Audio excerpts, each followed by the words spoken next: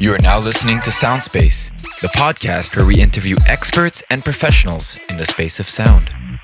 Hello, everyone, and welcome back to Soundspace, the podcast where we interview audio people. Today, we have a very special guest for you. We have Kasey Pocius, hailing from St. John's, Newfoundland and Labrador, a gender-fluid intermedia artist with deep knowledge in multimedia software. They have a Bachelor of Fine Arts in Electroacoustic Studies, currently completing a Master's in Music Tech at McGill, has done classical training in piano and viola, was the principal violist for the Newfoundland Symphony Youth Orchestra, has experience with electronic works, has collaborated with the Concordia Laptop Orchestra, Exit Point, and Philharmonic, a very talented multi-channel composer. I've got to listen to a bunch of their pieces before the podcast began, and also has worked as a technical coordinator at MatraLab. How are you, Kasey? I'm good. Thank you for coming on. I'm busy with the MFA, as you mentioned. Yes, the MFA must be very busy. Also with us is Anthony. How are you, Anthony? I'm great. Thank you very much. Very happy to have you all here. Kasey, I'd like to begin by asking you on this podcast,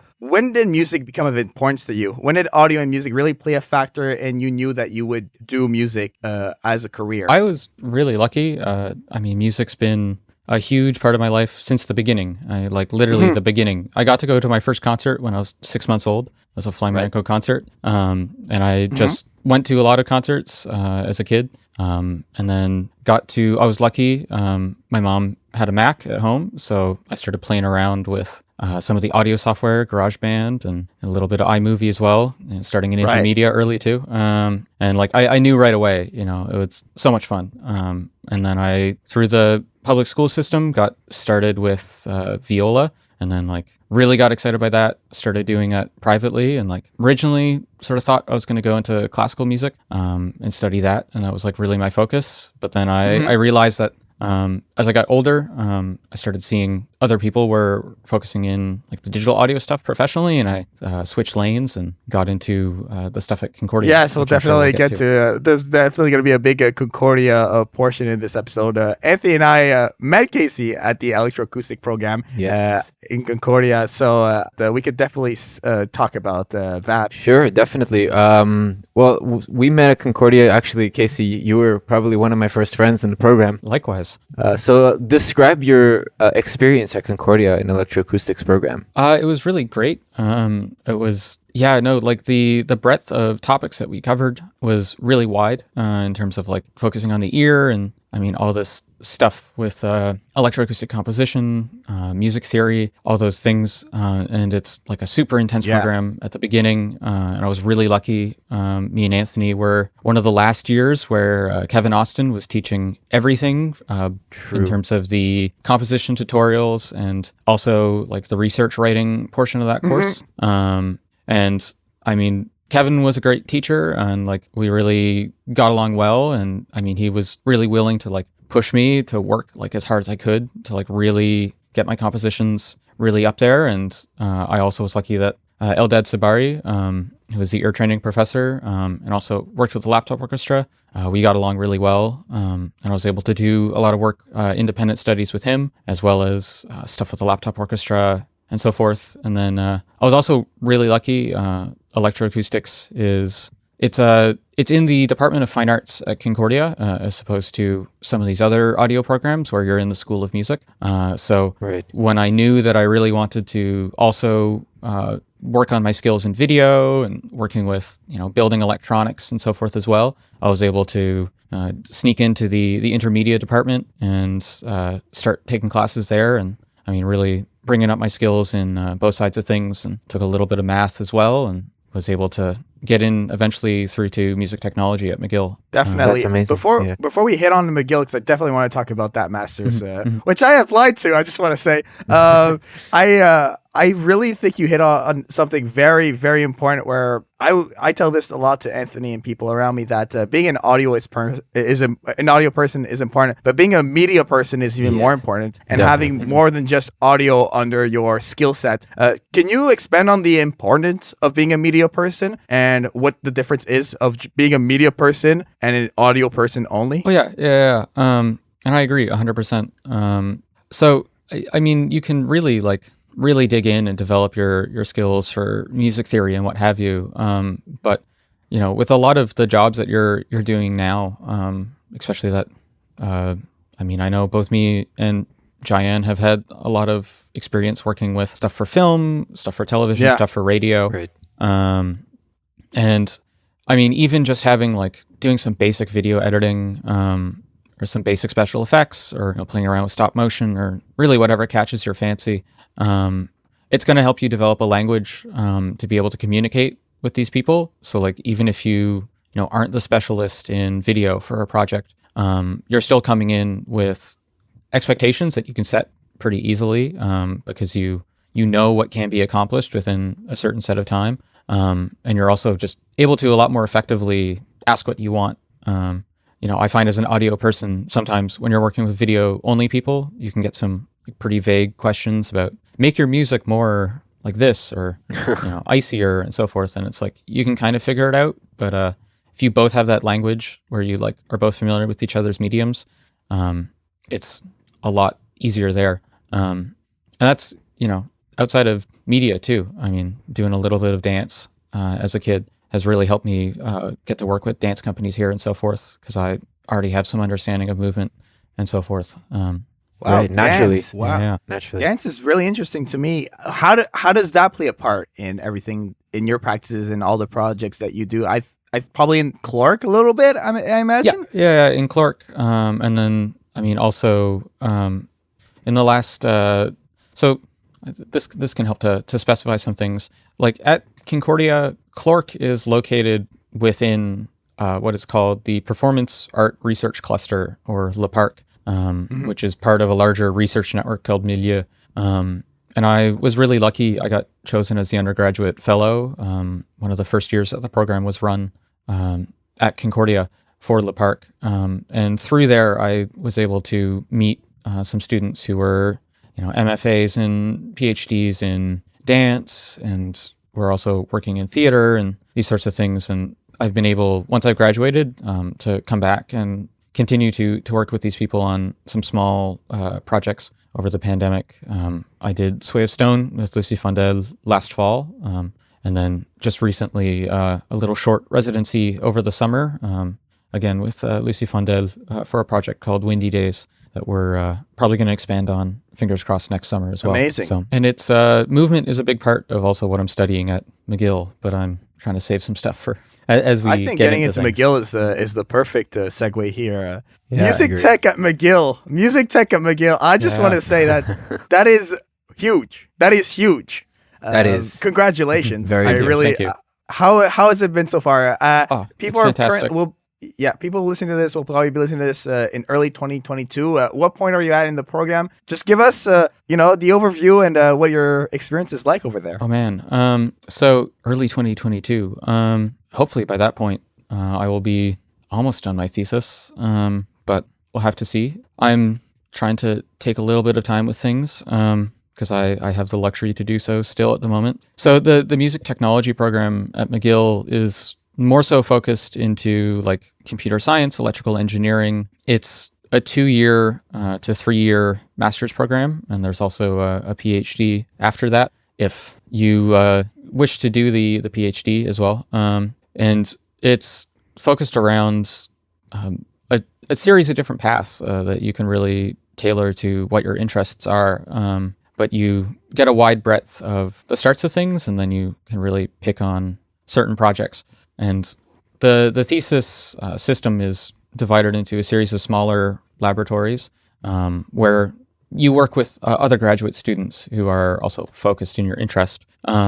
So there's Stephen McAdams heads a lab that's really focused on perception, and the psychoacoustic side of things, the psychology, running tests to really understand what can we hear and how does what we hear, how do we affect what we're hearing psychologically. There are people like Dr. Ichiro Fujinaga who are focused in like machine learning, music recognition, like how do we help the library handle 1 million scores that you might want to search to like find specific music that has a specific character or was written in a specific set of years, and these sorts of things that seem obvious, but these tools still haven't been built. Or there are places like my lab my supervisor's lab, the Input Devices and Musical Interfaces Laboratory run by Dr. Marcelo Wanderley, where we're really focused on what is the interaction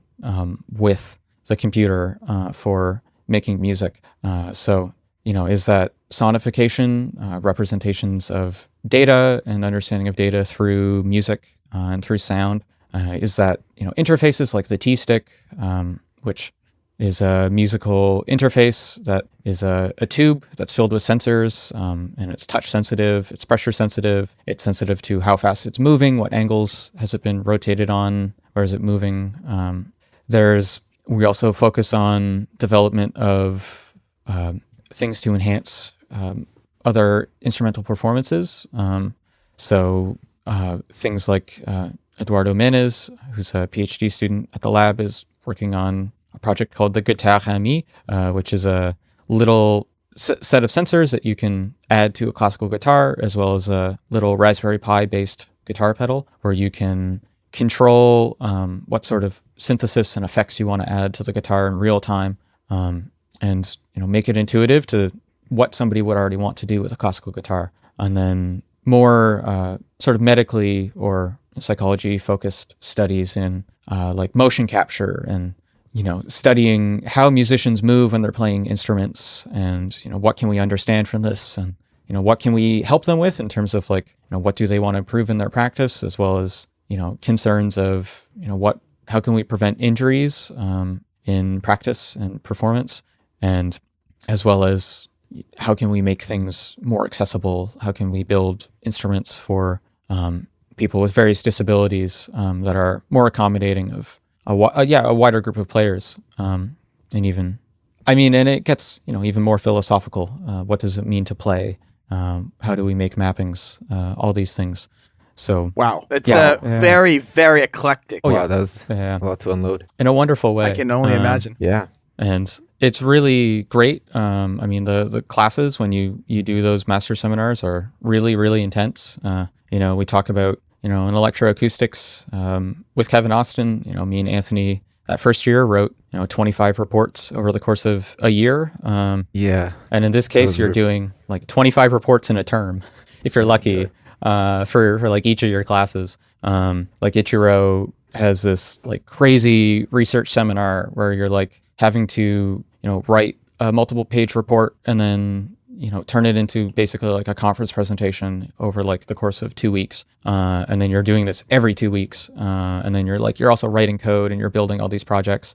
So it's super, super intense, but working at that level, really ups your abilities, and then you can find like what you are really interested in, where you want to keep things going, and then hone in on the thesis and spend a year or 2 years just researching and working with your supervisor and really creating something that's exciting and relevant to your colleagues in the field. I know you somewhat answered it, but I was curious, what is your thesis? Yeah, so my thesis topic is on interfaces for 3D spatialization. I'm kind of still honing in on how exactly this interface is going to look. Hopefully by the time this is out, I figured out this dance of how exactly it will work. But as I'm sure we'll talk about later, I really love multi-channel audio, spatial audio. Yeah. It was a huge focus at Concordia.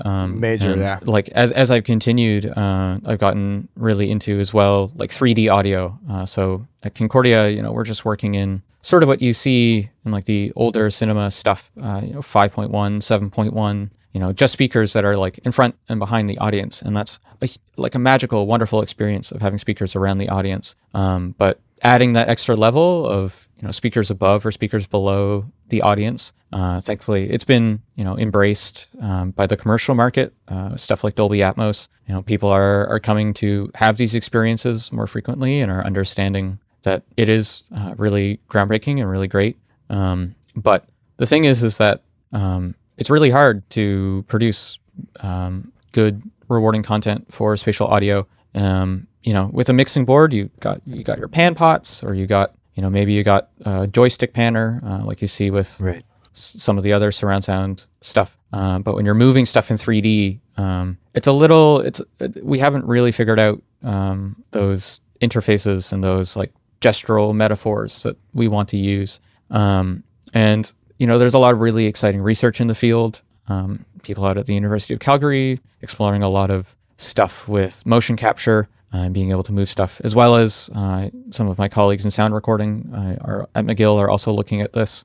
And there's all sorts of interesting interfaces that have been developed at IDMIL at McGill over the past 10 years. Marlon Schumacher, who's a graduate student there, did a lot of studies into this and implementing it into some more old school like C-sound computer music interfaces. But the thing is that like those are really specialized to like that one use case, and it's like for that one artist. And it's great. But when you're trying to bring it into other situations, motion capture is great. But if you have to hold your hands over the mixing board every time you want to listen to your piece, it gets to be a royal pain. And so I'm looking at like how can we manage moving around those objects and like give feedback as well.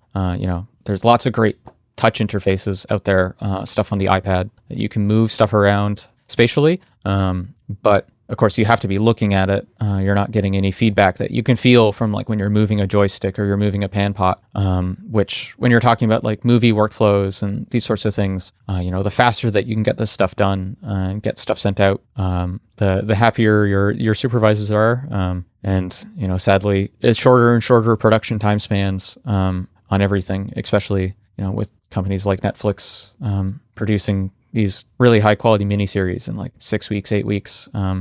It basically just means you have to go for, what's fast, what's accessible, what you can keep working with. So I'm trying to sort of crack that egg, if you will.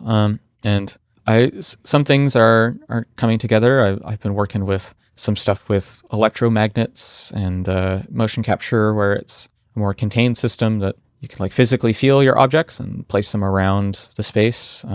But some of these systems they're a little wonky just because they aren't made for these exact use cases. So I'm playing around with what exactly still I want to use with sensors and so forth to really bring this thing to life. And then it's it's great if it's good for me. I need to test with other people, get my colleagues at IDMIL to get their hands on stuff. And there's a wonderful wide variety of backgrounds, from people focused in audio to people with computer science and electrical engineering backgrounds that are coming into McGill, who are going to bring a different viewpoint on it. And it's good to get everybody, all these different backgrounds to look at it, because it makes your projects that much stronger. You aren't just toiling away on your own, sort of reinforcing your own biases. Absolutely. It's always nice to get a second viewpoint from people from different programs. Yeah.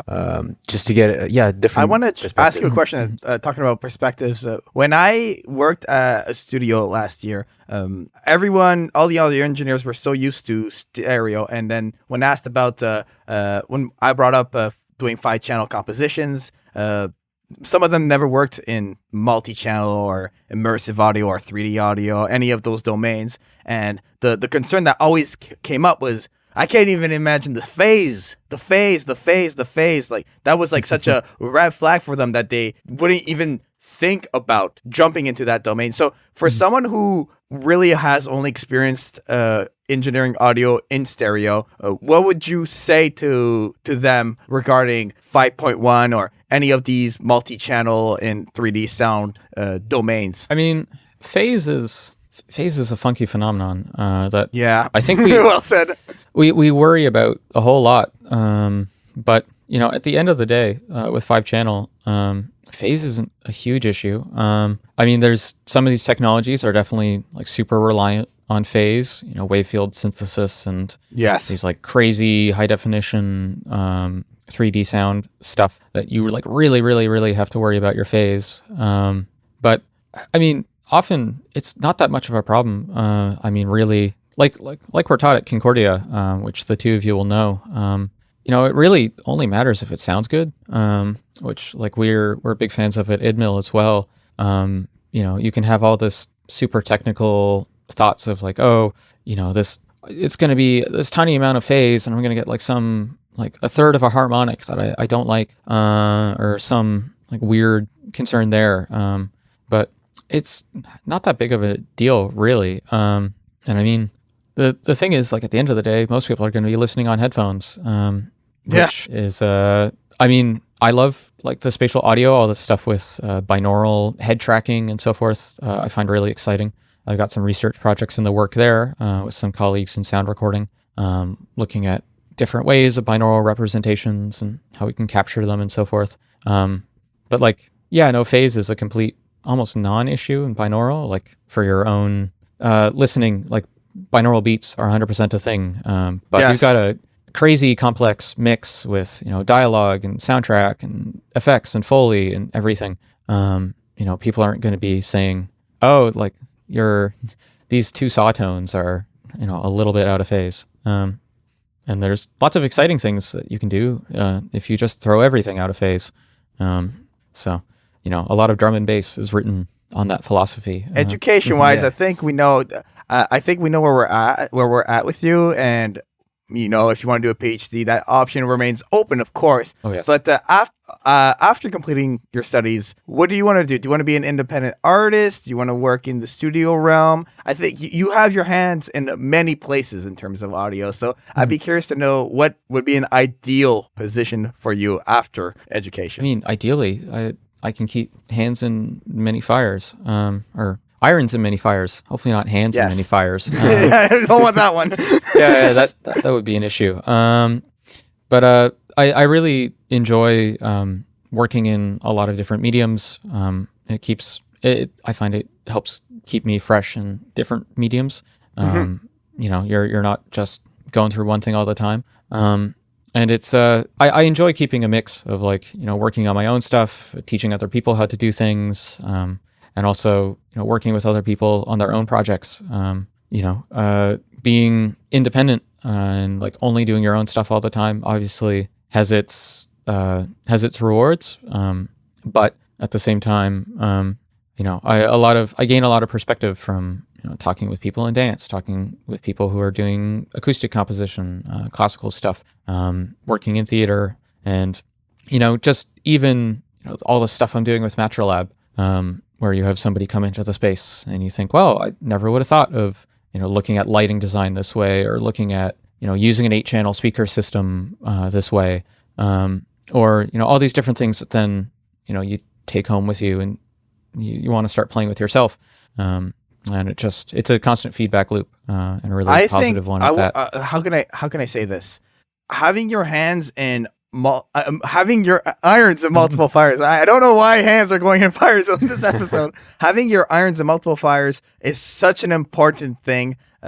I know that I would go crazy if I didn't, and I really do believe you hit on a very important point in that one. And you know, being someone that went to Concordia with you for 2 years, I always saw that you had so many different projects going on all the time. If it was collaborating with other students in the music department, or leading Clork, or presenting 7-channel compositions, this person probably is able to clone themselves in the background because there's so much going on here. Was how I felt. I'd be curious to know, doing all of these different projects and embarking in all of them, what are softwares that you use, whether it be for sound design or composition? What's your toolbar of softwares look like? What DAW, what everything? I'd be really curious to know if we could go down the list, and in detail, please. I really want to know your workflow, because I'm probably going to steal some. I'm letting you know right now. I mean, it's nuts. Like, yeah, I imagine.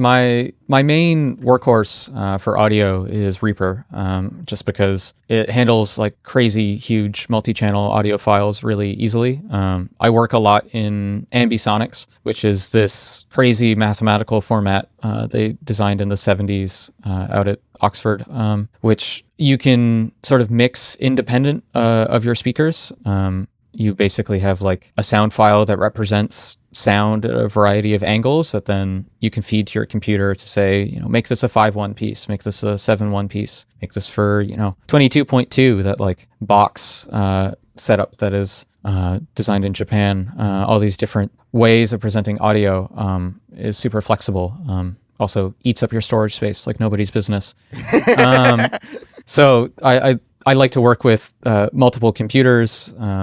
I have a a main storage server right now on TreeNAS, which is a version of Linux, which is like handling, doing all my file stuff behind the scenes, making sure that all my backups are up to date and all my computers are safe. Right. And then focusing, it's mostly like audio and Reaper. I still do some stuff in the Adobe suite. Adobe Audition is really nice for cutting audio. And I like the workflow of working with Premiere, After Effects as well, for visual effects. And also like you can program animations with audio in After Effects. Actually? If you start getting under the hood. Yeah. You can convert audio files to automation data. So you can like make an LFO in your audio and then just like bring it into After Effects and, have your way with Well, it. you just kind of blew my mind a little. I've been thinking of trying different. You see, this is why we have you on. Keep going. Oh yeah. So like I'm working with that. Cecilia, which is a software designed at University of Montreal, is Cecilia 5, which is the latest version, is really great for sound design. I do a lot of offline, like really heavy processing in there. I'm still using Max quite a bit by Cycling 74, which I use to like piece little controllers together, software to make stuff talk to each other. Controls some sound design. Max is a little iffy on the anti-aliasing side. I don't always like how the synthesis sounds, but for the most part, it gets stuff done. I just updated our Isotope RX9 last week, which has been a royal trip. Advanced is really great for like using it what you're supposed to do in terms of like cleaning up audio and bulk processing lots and lots and lots of files. It's really great for that, but it's also like the machine learning and the algorithm is so robust that it's really fun to just screw with it and throw stuff that you're not supposed to. The new like focus on like denoise guitar can give you some crazy effects if you're throwing like seagulls into it, which is I'm working on for a project which will hopefully be in the winter. And I'm using sound particles a lot. It's like this crazy 3D animation software that you can use to move audio in 3D space. You do granular synthesis with like particle clouds that you can control how they move in 3-dimensional spaces. And like if you're working with your animator, you can get 3D models and make it so like the sound sounds like it's bouncing off the front of a shape or a house, or like pouring down liquids across stuff, and like really creative motion. But it's like crazy, like 100-hour renders that you can use your computer as a space heater in the meantime. Oh my gosh. No, it's like I think it's used a lot by Hollywood people, so like it's definitely when budget isn't a problem, you can definitely have some crazy computers thrown at it. In terms of like other stuff, I'm still using Native Instruments Reactor quite a bit. It just sounds really clean. It's really great for like doing digital synthesis. VCV Rack is fantastic. The community is getting increasingly weirder. Oh really? I won't go into details, but I like made the unfortunate mistake of opening Facebook earlier today, and like it was full of like people arguing over oh boy, what should be released, and who's in the moral right, and just like all this stuff over we should just make the software better and work together. But I mean we're arguing over sort of like nitty gritty of the underlying stuff. Sounds like a lot of hands and fires over there. Oh yeah, and no, 100%, and everybody's convinced they're right. As always. Yeah, of course. It's like, the internet. Yeah, no, exactly. Yeah, exactly. But like I'm also doing a lot of stuff now on an iPad. Like VCV runs great on iOS. Moog has some like really crazy great synthesizers that sound really nice for iOS. And it's great for programming. I'm also using the T-Stick a lot just because I have access to it. And hopefully more people will have access to more of them as time goes on. I mean, you can find all the information if you want to build one on GitHub. Of course, that requires you have a 3D printer and these sorts of things. So fingers crossed we sort that one out. But yeah, I want to talk a little bit about the T-Stick after, if you don't mind. Yeah. But just like one last little trick that I've been doing a lot of audio is just like running DAWs inside of DAWs. That's the Reaper thing. That's a Reaper thing right there. Oh yeah, no, it's like Logic is great. I mean, I've been using Logic, since Logic Pro X came out, almost 10 years ago now. I remember Logic 9, sadly, but it's like Logic is really great, but I don't always love how it handles audio editing, and it tends to do the Apple thing of like doing a lot of things for you because it just kind of assumes what you want to do. Which Reaper is the opposite. It kind of does exactly what you want it to a fault, exactly what you tell it to do to a fault. Which yeah, can be exactly. a pain. But I also this is a blast from the past. I found my DVD copy of Intro to Reason 6. Oh my gosh. The other day. Reason 6? Yeah. Reason 6, man. Yep. So I've gone back and I found that stuff and I was like, hey, this is actually pretty useful. So I'm now also using a bit of Reason as well, just because some of the software, their hardware emulations just sound great. Default reverb definitely has a character that I like to it. And it's just kind of whatever's the fastest to get the job done. And it's so Reason 12 is so lightweight. You can run it as a VST, which then becomes, running it as a VST inside of Logic, that then you're busting all your audio from Logic into Reaper. It's this crazy DAW soup. And if we're lucky, then all that's being sent to Spat Revolution, or some sort of spatialization software to complete the comical chain of stacks of audio software piled on top of each other. I just want to pause on a second there. Some people will stick with one DAW their entire life, I know some people who swear by Pro Tools and only Pro Tools every day, Mm-hmm. And over here Casey we got just uses Reason. all of them in one. Oh yeah. Reason to Logic to Spaff. Yeah. That's that's insane. That's crazy signal flow. Casey, what's your favorite DAW? Yes. Yeah, all of them. I mean, sometimes you just got to open one audio file in Ableton because you decide that the time stretching in Ableton sounds better than the time stretching in Logic or whatever. And they all have their way of the way that they're designed. They lead to different results. So it's just great to try them all. And it's just crazy that my workflow from almost 15 years ago, all the stuff I did in high school, I can run on an iPad now. It's just crazy seeing how far that technology's come in such a short time span. I guess the next question for me would be, what you mentioned before that you're working on something new. Well, you're always working on something new, but what's a personal audio project that you're working on or involved in? So I did a long-term project with Gabriel Couillard over the pandemic. Oh yes, the drone streams. Internacional? Not that one. We also did that one. Yes. I've worked a lot with Gabrielle. She's absolutely fantastic to work with and a wonderful technician and a really exciting creative mind. Coming from a background in theater instead of audio. Again, it's really great perspectives to work on stuff together with.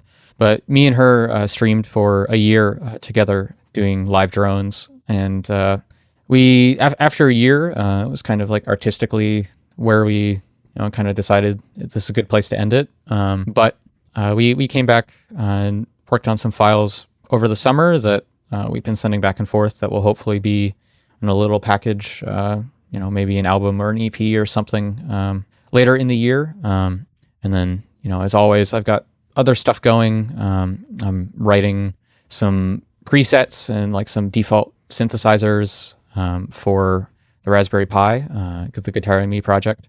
I've got some dance stuff that's going to be coming out, as I mentioned, with Lucy Fondel, the Windy Days stuff, hopefully back next summer. And I'm also working with some colleagues at Concordia as well, working on some stuff that will hopefully be shown to the public in 2020 in the winter in a real space out in the visualization studio at Concordia, which I had a hand in helping develop the spatial audio system there, and I've been working on my thesis there. Luckily, I've been very lucky to have access to that space, and we'll be having some stuff on the big display wall there that will then hopefully be repackaged as a Oculus sort of VR 360 video experience, which I've been doing more of over the pandemic. I think the 360 video space it's almost there. we're still waiting on a few key things, but it's still really exciting technology. And I'm, excited to be at the forefront of some of Absolutely. that stuff I wanted to ask you about, because I feel like when you finished Concordia, you never really left Concordia. You know what I mean? No. You're very involved in Concordia, and I believe you will be for a long time to come. Hopefully. A lot of people graduate from the electroacoustic program. They throw it on their resume, they throw it on their LinkedIn, and that's the end of it, right? I am one of those people, honestly. I hang around the mailing list, the Discord server. I try to be a little bit involved, but you are involved on steroids, and I really want to know how do you do that? Like how? Like I don't know. Like I just want to know how that came to be and how you maintain it. Really. I mean, I was lucky in terms of I got really involved at Concordia, from the get-go, like from portfolio week, before coming into the program. I flew out from Newfoundland, and because of the logistics of flying from Newfoundland, you have to come for a whole lot of days, especially in the winter. So I was able to go to a bunch of classes and really fell in love with the program and got to know the professors. And then we already had that rapport coming in, and I just kept building on that. And then a friend of mine who's another one of these Concordia lifers, Peter Van Haften, mentioned to me that there was going to be a position opening at Matrolab. Friend Joe Brown, who also was a Concordia electroacoustic student, was leaving the position at Matrolab to go work at Moment Factory, which is this really crazy design group here in town. Work with some really high skilled clients, and so I was able to sneak into that position at Matrolab. And then I was also lucky enough that I had done my independent studies, actually two independent studies, one before the spatial audio system was installed, and one while it was being installed. I finished all the composition stuff before the spatial audio system really got finalized, and then presented it the next term in the winter, and was able to, David Clark, who's the manager of the studio there, came to me and said, these audio tools, these spatial audio tools are really, really, really exciting. They bring such a level of immersion that you can't just get with a screen. But they're obtuse and they're weird, and we haven't really figured out how to interface with them. So he asked me to come on for a contract position, because it's related to my thesis research and so forth, to help work with these tools and, do stuff that I'd already be doing. But, make sure that they're available to the Concordia crowd, and also work with stuff, from the Concordia students as well. And I was also lucky, I mentioned Le Parc earlier, the Performing Arts Research Cluster. I was really lucky that, before I graduated, we had these discussions with the research cluster that we could really advance what's going on, in terms of research, and the conversations that we're having at Concordia if we establish this position of an associate researcher. So these people who aren't necessarily at Concordia but continue to be involved in the research scene, if they're independent or if they're at another university or what have you. And so I've been able to stay at Le Parc as a associate researcher, discussing ongoing projects and meeting new students, and then of course as students come through the program, I'm meeting other people, and they're going on to do other things, and I'm able to continue to work with them. And I'm also just lucky with being able to have this balance of doing lots of projects, and also having availabilities in my schedule that just sometimes line up with stuff that's going on at Concordia. So sometimes LDAD will send out an email saying, hey, we need this many people for a laptop orchestra concert. I saw that email. I was late. I was thinking about joining, but I saw it late. I would have been so down. Yeah, I didn't see it. I'm not on the mailing list anymore. You gotta subscribe get back to that on. thing. Yeah. I don't know how I got off. Anyways, sorry. I mean, there's a lot of emails going on there, which is part of the thing. You have to be able to keep up with this constant avalanche of emails from all ends. That's the thing. I feel like I get 100 emails a day at this point. It's terrible. But you sift through all of it and pick the stuff that interests you. And I'm just lucky that that people at Concordia have enjoyed working with me and have enjoyed both the products that I bring to them, the deliverables, but also just, enjoy working with me as a person. So I'm able to keep coming back for things. And then, with Matrolab, it's this wonderful position of being able to stay in the Concordia research scene. Yes, that's key, I think, to what you're doing. Honestly, that position is very key. To some extent. But it's, I don't know if it's just that position or if it's, I think as always, it's a spectrum of, everything supporting each other. True. And, not being in the wonderful place where I don't have to say yes to everything that comes across my desk. I can say no to projects and, pick stuff that, maybe doesn't pay the best, but is of interest to me, while also still being able to, take positions that pay I well. actually wanted to ask you about that. How much of the projects that you do are freelance based? Out of everything you do, compositions, drones, Concordia work, like everything. A lot of it is freelance. It's a question of it's a really blurry line sometimes. Okay, how so? Just in terms of I might be officially working with somebody for something for, a technical support of loading them in and doing theater technician stuff, stuff from Matrolab that is very much that contract, that's pay sheet, that's the traditional Concordia stuff. But then, they come around and say, hey, we're going to be presenting this at a theater somewhere else, or we need help writing this max patch. We have this max patch from 2005 and it won't open anymore. Can you figure out why? And then it turns into freelance work. And so it's this cycle of both. I see. A lot, more things are freelance than they are contract, just in terms of what I'm paid for. But there's still, a lot of contracts that are, they aren't contracts. They're, just research projects that I'm doing because I'm interested in them. And again, I have the flexibility and, in part also, because they fall into my master's thesis. So I can, just say that it's, research and I don't have to worry too much about getting paid for it because I have these other sources of income from elsewhere.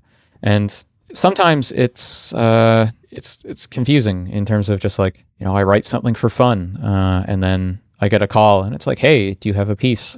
We're putting together a multi-channel concert. And it's I finished this just kind of to make myself happy. But it's here. So it becomes a freelance project. And that's always, exciting. And that's almost how things have been for a while. I felt like I was lucky a lot in Concordia that I'd do a project or do something on my own to procrastinate doing the stuff that was an actual pressing deadline. And then it turns into an assignment for something else or a freelance project or a concert. Right. These sorts of things. I wanted to also ask you, because obviously all these things involve people contacting you contacting people. So how do you go about maintaining your network and your relationships? When you meet someone, do you have a business card on you? Do you slide them the good old website? How do you function with all of that? I have been really, really lucky. Often it's just either I meet somebody in person and we get to talking and I can just give them my email or my phone number, or it's a personal friend who gets in contact with me about a project, or I've had a lot of projects of just you get an email and you're on the CC and it's hey, I can't take this project, but here are some people that I think are good. And I'm lucky that I have friends who recommend me for those sorts of things. Like the Matrolab position, that wasn't something I was looking for. That wasn't something I applied for. It was just kind of hey, Peter sent me an email and said, I know that Joe, you're looking to leave this position. I know Caci has background in, everything that you need to keep the theater running. Got to do some lighting stuff at my high school in the theater, as well as, live sound and all of that, which obviously I did more of at Concordia. So it was just the right set of people knew I had the skill set. People knew that I was around. And so, I was able to get into these positions, and now it's just continuing to, go through these, millions of emails that I get every day. And, thinning through the stuff that isn't necessarily worth your time, relevant to me. But it's also, trying to pay it forward as well, forwarding, saying, hey, I can't take this, but, I know there are people that can, and getting them into those positions, which, doesn't always work out, but, I'm not taking everything that comes in front of my email. So I'm not assuming Yeah, that of course. So you they're pass it going to be forward. taking everything. You almost need like a personal assistant, you know, someone who can just do the emails for you, do the file backing up for you. Like, you know, that that should be maybe an investment in the years to come, Casey. That's my... I'm thinking about it. Yeah. Or at least some way to automate it. Yeah, that would be more your thing. I'm just going to write a max patch that just swifts through my emails for me. I mean, we're close. I mean, of course you are. Well, it's even like, I mean, that predictive text from Gmail, you know, like it can almost write your business emails true. for you at this point. Yeah. I have used it a couple of times. I'm not gonna lie. With clients, once in a while, I get an email and I'm like, yes, have a, and then it's just like, oh, wonderful day. We could definitely complete that project for you. It just kind of just snaps it into place for me. Yep. So the mix needs another day, week, month. Yeah, exactly. Yeah. I haven't used that one yet, but I'm sure it's gonna come. It's gonna be typed in eventually. Oh yeah. I mean, you know, the data collection that all these companies have is so robust. And I mean, like, it's one of those things of like, the more I learn about computers, the more it's a miracle that they work at all. Really? At the same time, you know, the machine learning stuff, I think because I've been able to study it so much, I like can see how these systems are working. And it's definitely, worrying at times on like how much data they have on you. But at the same time, you know, these are the costs of getting these services for free, which... I don't know. I don't necessarily want to wade into that philosophical debate right now. No, I understand. But it's great in terms of like what you can do with these systems from an automation standpoint, and also like musically, like the way that we teach computers to improvise. Still a little goopy, but you know, exciting trends. Let's go back to directions. your MetroLab position. I really am interested in that as someone who pondered going into the theater world. I listened to a podcast a while ago, and for the first time ever on this audio podcast I was listening, so a podcast where audio people were being interviewed, pardon me, we had someone from the theater field, and then it clicked in my mind. Yes, the theater field is definitely a field with audio people involved. Can you like describe what you do as a theater technician, lighting, live audio, but like really get nitty gritty with it? What do you use? What's your 9 to 5 like? You know, like what's a typical day like? I really would love to know that. Well, I mean, this is the beauty of, there's like what people normally associate with, you know, the theater technician stuff that you see more with a commercial theater, but we're lucky at MetroLab that because we're within a university, we are a research theater. Our space is pretty small. And you know, there's not a huge amount of space to put an audience, but it's still, you know, a space with a really nice dance floor. We've got an 8-channel sound system. We've got, you know, 6 sets of theater grade lights with the DMX mixing board and full-scale industrial dimmers that are suspended in the grid as well. And like we have an extra 25 pounds on that grid, you know, if people want to put stuff in there.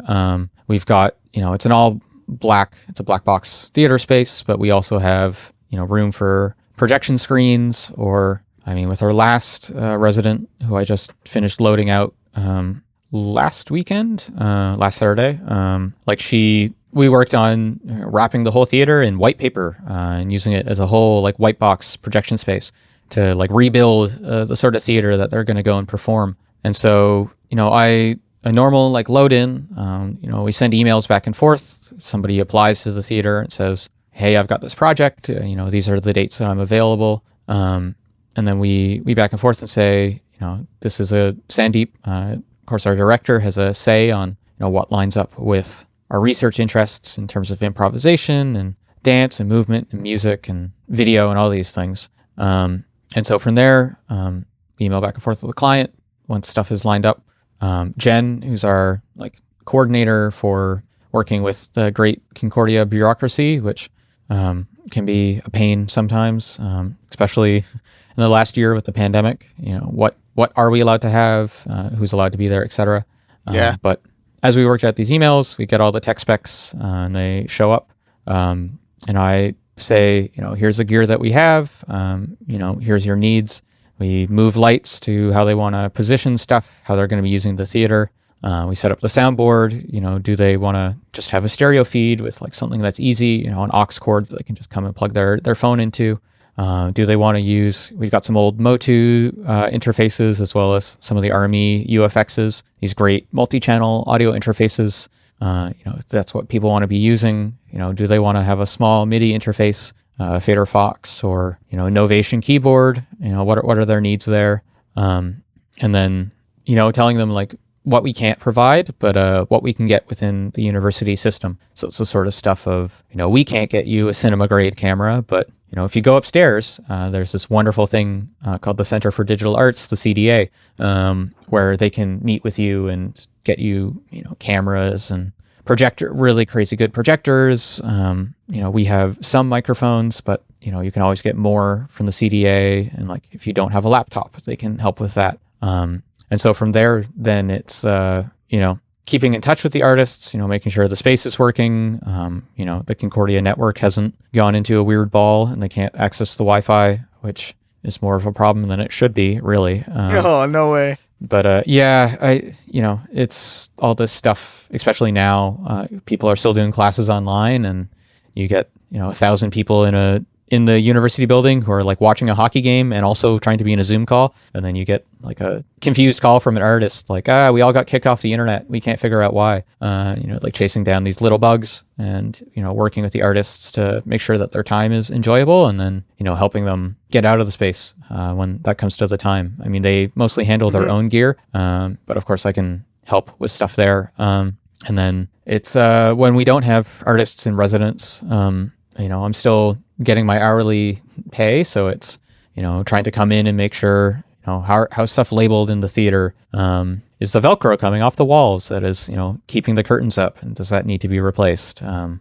Just checking on stuff, all the little details that keep the space together and keep it clean. And then also working with Sandeep Bhagwati in some of his own stuff for other MatraLab performances. So like at UQAM, where Jaian did his master's, and I've had the luck of working with Gabrielle, who's studying there, and we have a lot of collaborators over there that, they have a yearly show called Nuit Blanche that they do at the end of February. Oh, you're involved in that? Yeah. No way. Yeah. So like No way. Of course you are. That's amazing. I get to do. That's really cool. All the diffusion for working with that. But it's also like, working with Sandeep and saying, like this is his interest for a piece this year. So work on the max patch for that, or, make sure the laptop gets there in the right time, and, working on, these other skills that I have from working in intermedia, stuff like OBS, or working with the video editor to, when we had a show at the Musée d'Art Contemporain, the MAC, here downtown, I got to do some audio mixing, both for video and also some standalone audio pieces that were going to be presented in the gallery and then ultimately ended up on the website because it was the pandemic. So sadly, we couldn't have I want to an talk audience to you come in. also about, I know that obviously you do lighting. I recently started working in lighting at my job on top of doing location audio. And I'm quickly noticing the similarities between lighting and sound, where you can diffuse light, you can reflect light, light can be absorbed. It really plays such an important role in everything that is visual.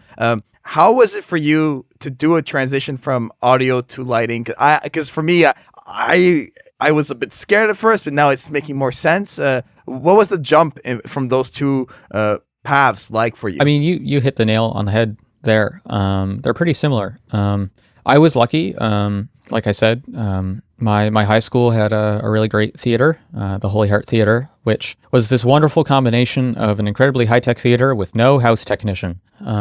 So I got to cut my teeth pretty early in terms of just like working with a close friend of mine, Lyden Thorpe, who's now a professional AV technician out in Brooklyn and New York. And so, I sort of early on got to figure out, the signal routing stuff, working with the DMX mixer, it's all pretty similar. And then when I got to taking my video class in the intermedia program at Concordia, we did lighting. And I was lucky to be able to have that experience and like learn kind of officially, like this is how they do stuff in the filming world, and then it's just like taking all these bits and pieces and making the transition into theater, and it's making sure that as long as it works for the performance and looks good. I mean, that's most of the concern. And like you said, it's all pretty similar stuff. And I remember having a talk with Eldad Sabari during one of my independent studies, where I was talking about it's if you keep an open mind and when you're working with media stuff and like to start to understand how some of this stuff works, you'll notice a lot of similarities. Like a green screen is, it's a threshold with, it's either a color or, it's a light value or something, which like if you learn how to work in Audio Gate, you already know how a threshold works. So it's just kind of thinking like, okay, this is a threshold effect, but it's on a video. And so, all these ideas sort of cross-pollinate, and you just sort of think of, timing and control for lighting is, not too similar to, you have to bring your levels up and down and you have your cue points and all of this. And, it's also working with theater stuff. If you're an audio technician, you're working in QLab. And if you're a lighting technician, you're working in QLab. So there's just a lot of similarities in terms of the software there. And it's across everything as well. I'm sure as Anthony can attest to, a VJing piece of software and a DJing piece of software aren't too similar. One plays audio clips and one plays video clips. That's exactly it. So once you, this is the thing. It's like developing a skill set through actually understanding what you're doing, which I think Concordia like mostly does well. I think it kind of sometimes falls on its face a little bit there, but they still give us the freedom that we can learn some of that stuff on our own. But if you like understand sort of the broad strokes of what you're doing, and enough that you can take it from one thing to the other, as opposed to like I set this mixer to this things and that's how it works and that's how my life goes, which I think can be how some people learn audio, and then it's a real shock when they come to video or lighting because they've learned the fundamentals of setting a mixing board for a certain level, but they haven't learned why you do that and like how to change it for a show or what have you. That if you actually dig into the technique and the fundamentals, it can really blossom into other mediums quite easily. Earlier, you mentioned the T-Stick, and I see that you collaborated in a composition called SOS. Yes. For this year's edition of Festival Internacional de la Imagen in May, and also again in September to ARS Electronica. Can you talk a little bit about the piece? What did you contribute, and how does your contribution interact with the other artists' work? So I was incredibly lucky that while I was doing my degree at Concordia, I was able to go to Colombia during the summer to do a field school over there, and also present at La Festival de l'Image in 2019. And I was able to build some connections with Tata Ceballos, who was one of the other collaborators on this project, as well as Gabriel Couillard, who was here in town, as well as Andres. I met Andres as well down there, as well as Camila Campos Quintana and Christian Felipe Lisraldes, who provided the visuals for SOS. Okay. And again, they enjoyed working with me. I enjoyed working with them. We connected through WhatsApp and stayed in touch. And I presented at Festival de l'Image in 2020 because I had continued to work telematically with Tata, which Tata's research has been in telematic performance. So this wonderful ability that we have over the internet to make music with our friends, no matter where they are in the world. And so we were able to keep writing. And then when it came around to Festival de l'Image this year, me and Gabrielle were invited to work again with Tata. And the week that we started writing and we had our first digital meeting, as it was the pandemic, the protest started in Colombia. Right. Which I remember that. Yeah. I was in Colombia shortly after that, actually. So I mean, as Anthony can attest to, the political climate building up to it in Colombia was, at a boiling point. There was a lot of dissatisfaction with the government, with the handling of the pandemic, the the refugee crisis, as well as just generally corruption and these sorts of things. And it escalated into the protests. Our visual artists were working in Cali, and were able to capture video of the protests. And we just kind of had a meeting, and we said it would be irresponsible really to write about anything other than the protests. We felt Right, to not talk about it. yeah, no, exactly. And we were lucky enough that we can present at a pretty high profile academic festival at a conference and still be able to talk about politics in our work. Fresh and pretty raw politics. So Tata was there in Manizales, and our visual artists were working in Cali, and they were able to collect all this video material, as well as Tata recorded all these wonderful voice recordings of some political sayings, all the protest sayings that were getting popular on social media, as well as he recorded the names of the 30 victims at the time that had been killed by the police throughout the protests, just through the initial months that we spent writing the piece. And, definitely all of the political unrest definitely fed the piece, both, and all the information that we're putting into the piece, but also, the military crackdowns in Cali. It's hard to have a rehearsal when the government shuts off the internet.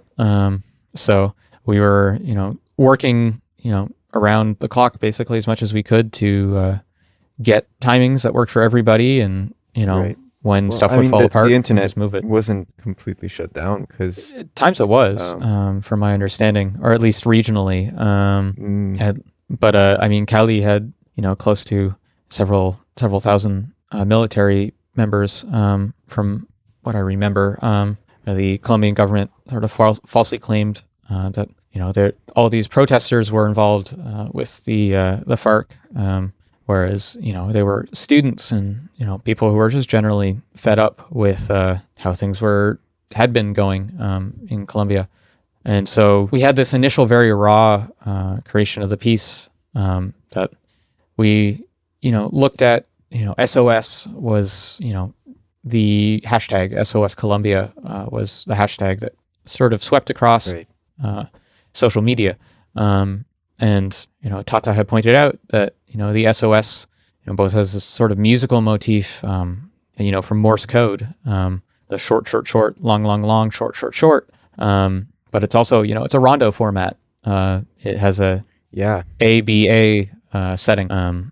So we took all this and wrote an audio piece, recorded our live performances. I was working with the T-Stick and the processing all of this voice, doing a lot of really interesting parallel processing and feedback, and playing this SOS motif that we played between the musicians here, me and Gabrielle, and then our musicians in Colombia, to create this initial version of the piece. And then Ars Electronica had a call for works in the summer, and crisis and emergency was one of the topics they were focused on.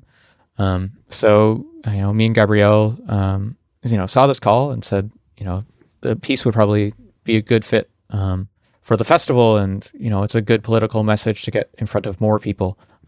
So we talked with Tata and the team down there, and got their clearance to send it in, and we were really lucky. The executive team, which was in part headed by one of our professors at Concordia, Dr. Ricardo Del Fara, wrote back to us and said, we want you not only to be a short presentation of this piece, but we want it to be part of the Balance Unbalanced panel, talking about the political climate, both in Colombia, but also throughout the world in terms of climate change and broader political trends. And so we met together and felt that the video was really quite strong and could basically stay as is. But we wanted to work with the audio and kind of explore this feeling that we had of the Canadian media coverage and the international media coverage of Colombia when the protests first started.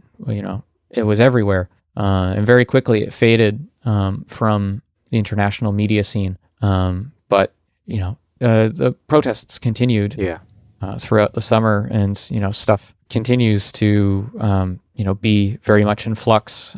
The vaccination rollout has not been handled well in Colombia, and it was all this frustration that we had about people not paying attention to what we felt was a very important political issue. And so we felt that we could revisit the audio, the three of us, me and Gabriel and Tata, and create this new version for ours, accompanied with the introduction that we recorded together.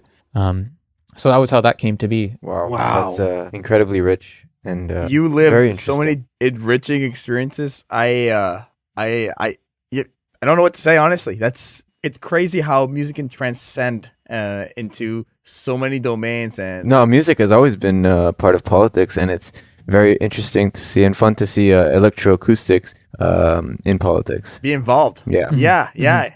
That's it's fantastic, and this is why we do this podcast, because we want to, obviously we want to talk about audio and technical things. We have a technical audience, but these are conversations that need to be had, and things that we shouldn't shy away from discussing. So I personally just want to thank you for sharing that, Kasey. That's I think the impact you had helped a lot of people out there. I think that's the best way I can put it. Thank you. Of course. And I mean, thank you for asking about it as well.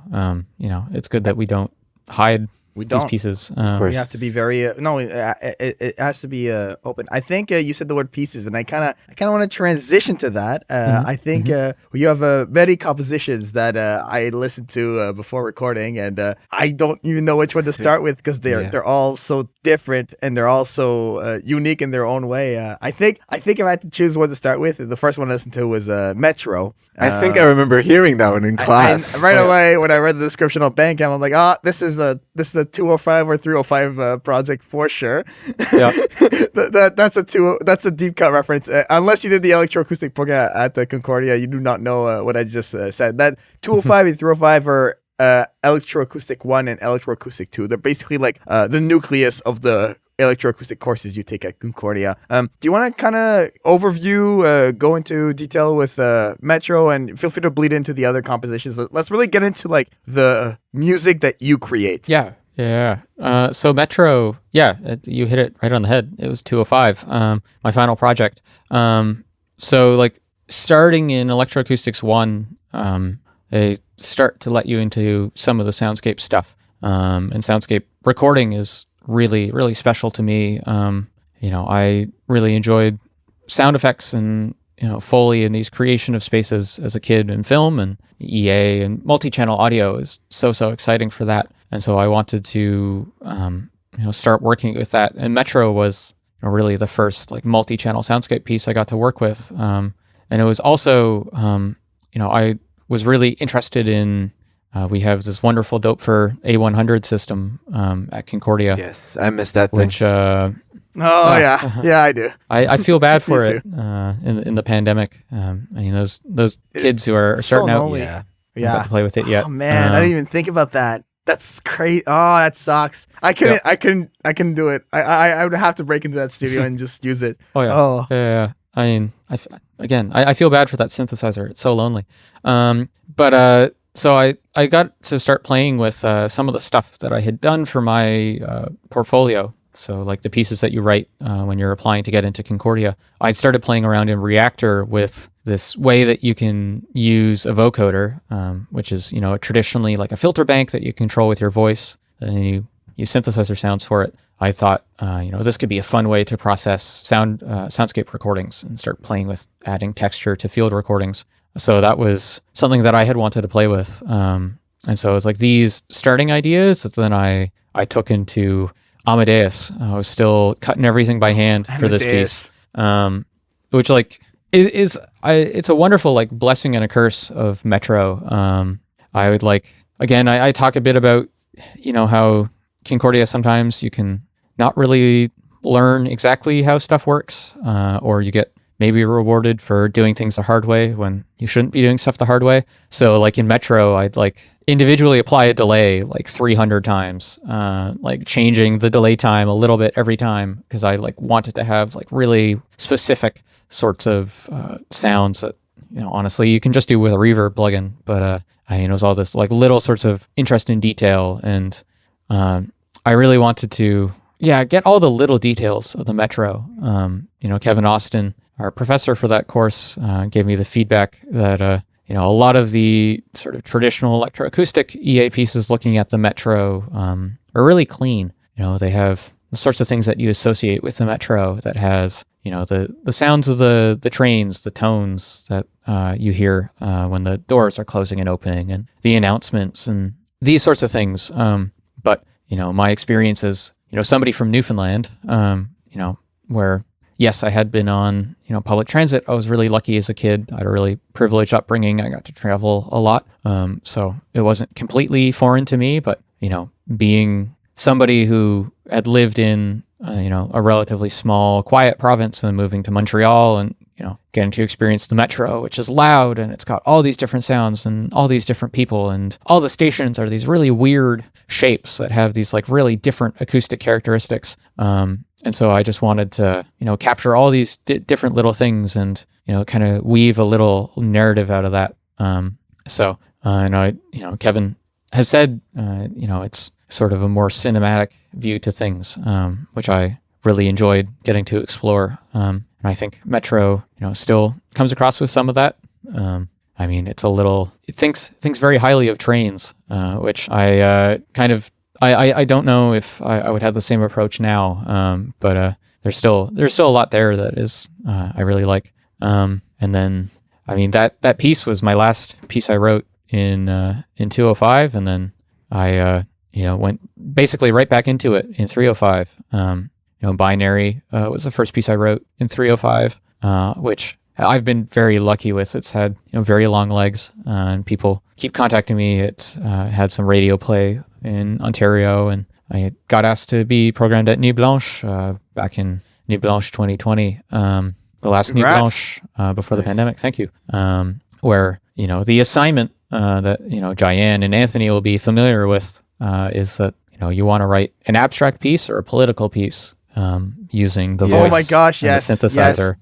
And maybe the Primordium, which is this crazy instrument built by this instrument builder, Tom Nunn, who I draw a lot of inspiration from. I discovered his stuff through Concordia, and you can find some really crazy contraptions he's built up on YouTube. But I kind of found it funny in the presentation of the assignment that I was like, you can be abstract or political. And it's like you're working with the synthesizer or the voice.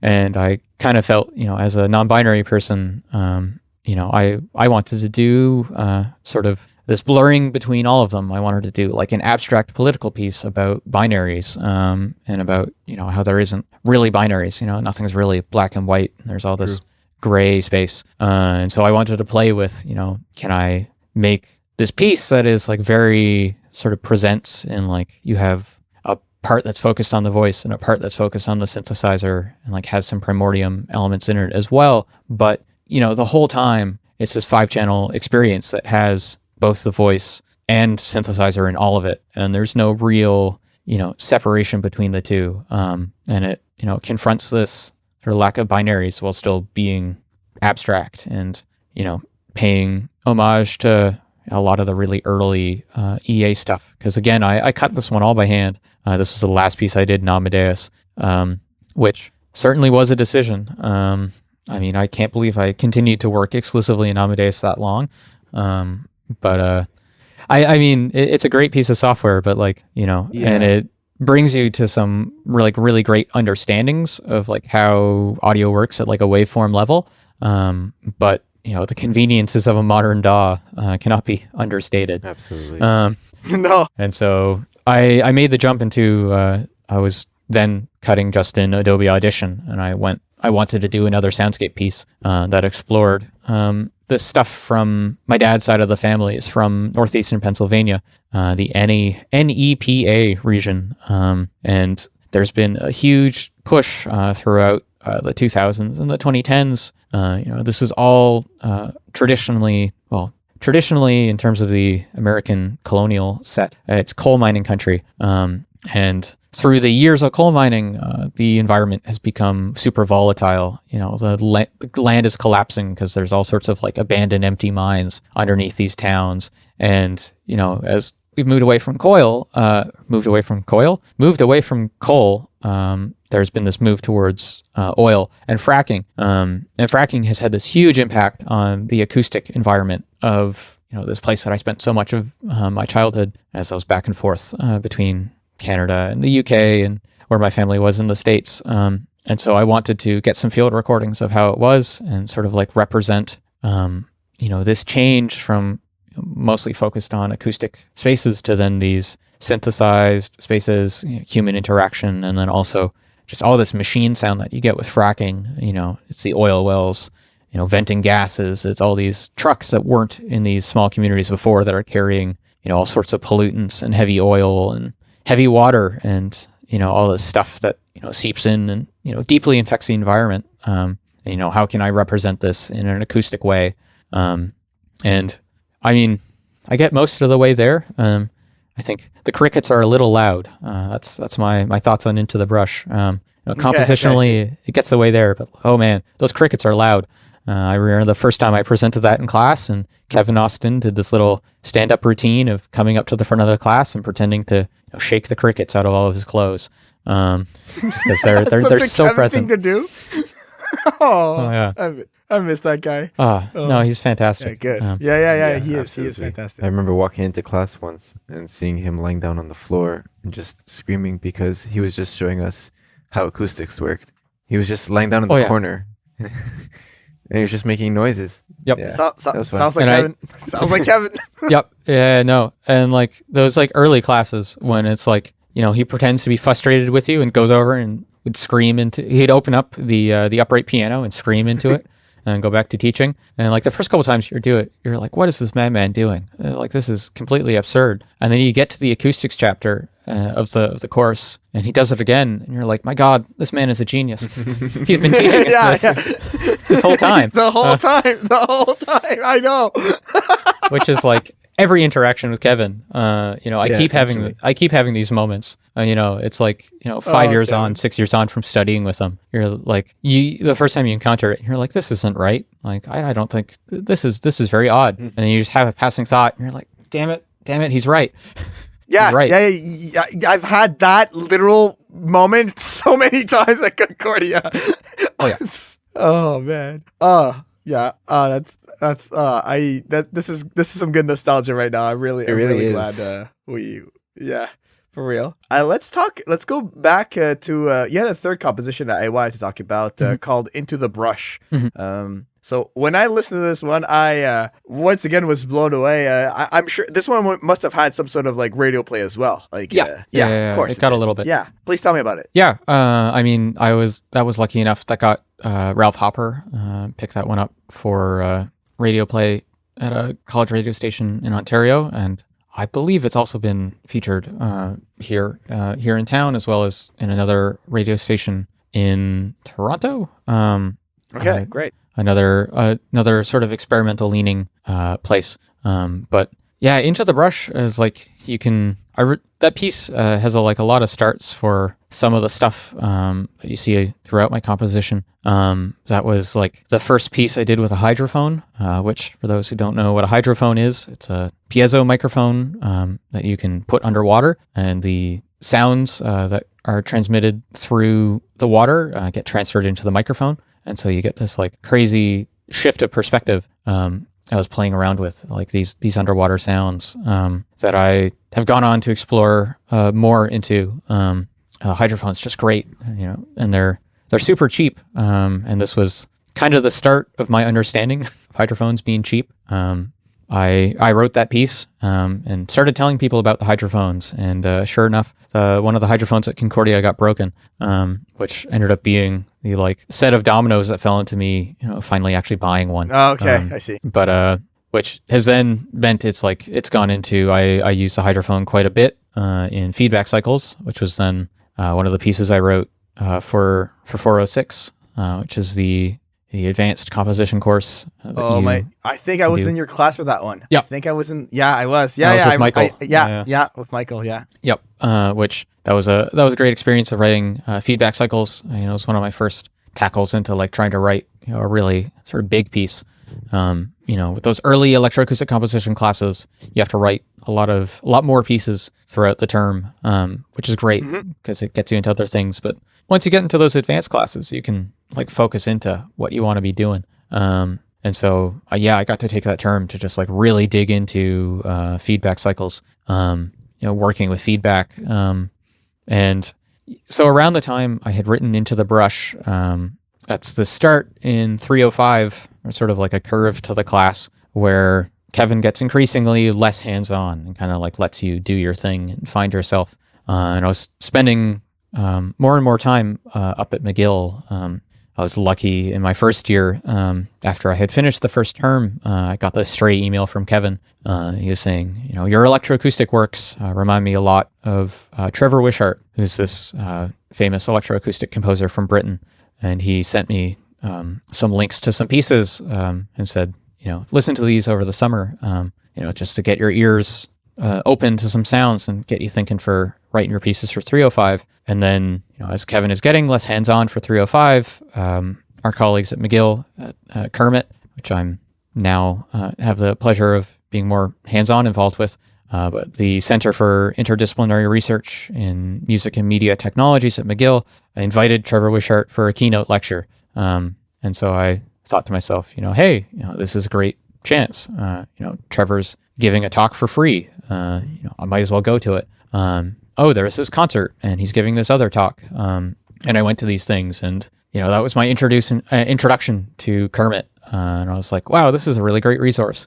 There's all these, incredibly high profile talks from all these like really talented artists and, not just artists, it's, software engineers and, psychologists and, all these different people. And so I started attending these lectures more and more. And then, that really fed into sort of how I was doing stuff for feedback cycles and my independent studies at Le Parc and the stuff I was working on with Eldad and the laptop orchestra. And then, from there, I got to working on some piano pieces later on, focusing a bit more on live stuff. And then, I don't know, should I keep giving a blow by blow of all these pieces? Yeah, you're doing great. Yeah. This is like super interesting stuff. Thank you. Keep going, please. We're audio nerds, so all of the nerdity is accepted. Wonderful.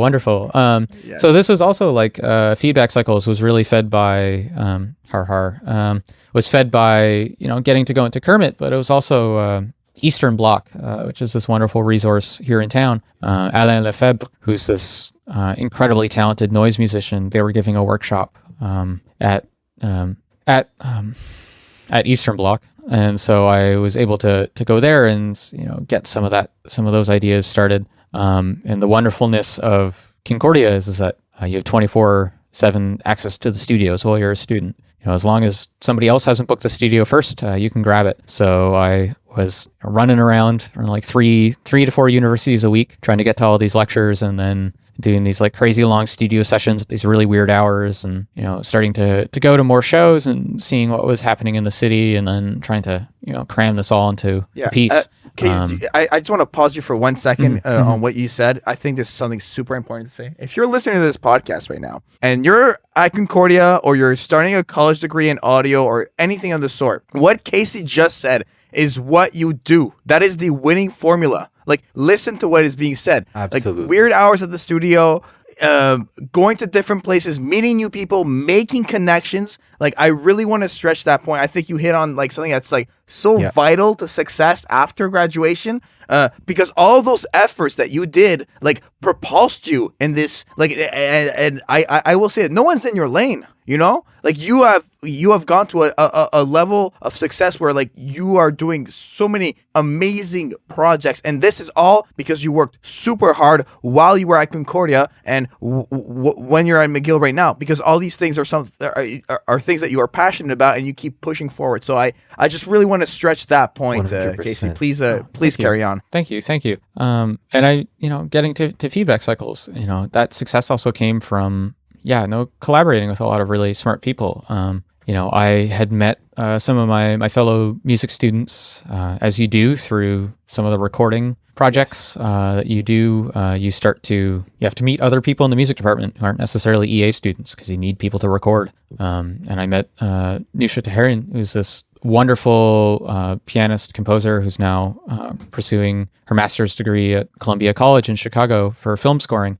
But at the time, we were talking a lot about gender representation and these issues in electroacoustics. It skews super male, and so we had wanted to build a conference that would give students places to present these works and talk about stuff. So in the meantime, we started planning the Women in Music Conference, which happened that December, and I got to premiere Feedback Cycles. At that, I was there. I remember that. That was such a great day. Oh yeah, it was so fun to be around people like that. Yeah. It was such a fantastic day. Like so many great works presented from so many different backgrounds. What about?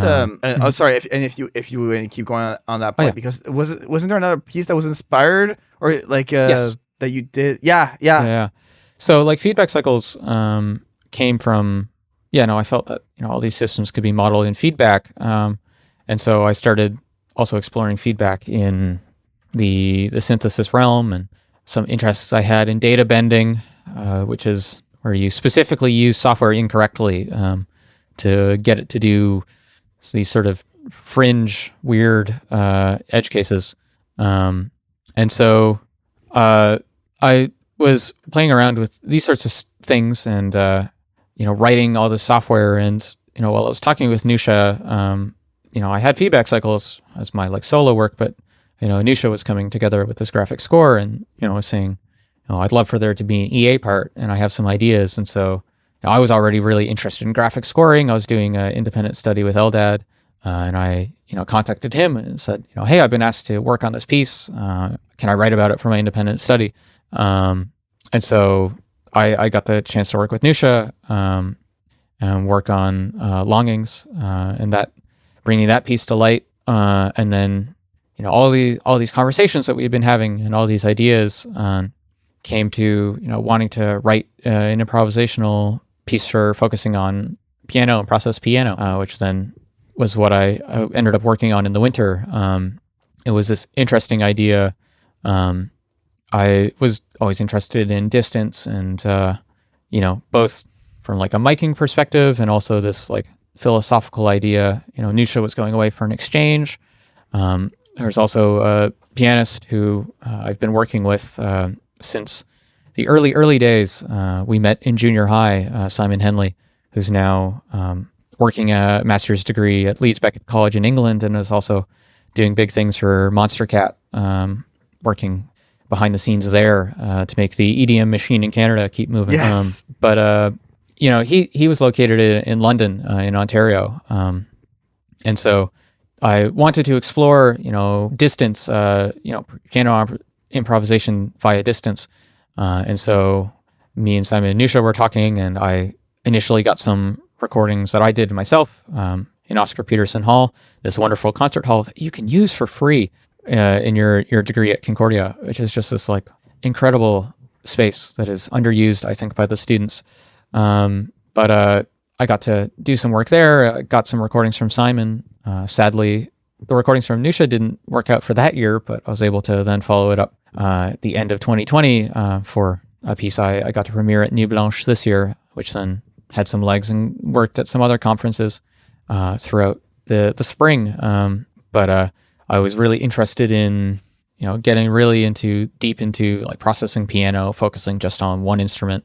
But like how to bring these sort of environmental textures, playing with recordings of ice and all these wonderful sounds that you get in Montreal. I've been previously interested in that stuff with my live electronic piece I did with Glennie back in 305, Writer's Block, which was this crazy multimedia piece about it being cold in Montreal. It was a winter's tale. Our group was called Writer's Block. It was called Writer's Block because we both used tablet controllers. Nice. I like that. Which that was the thing, was I like had started in a max class in my second year as designing these live performance instruments, which then I was working more and more on for my fixed EA pieces and also with the laptop orchestra, which then I was lucky enough, throughout my third year, I had already kind of decided that, music technology was a place that I wanted to be in at McGill.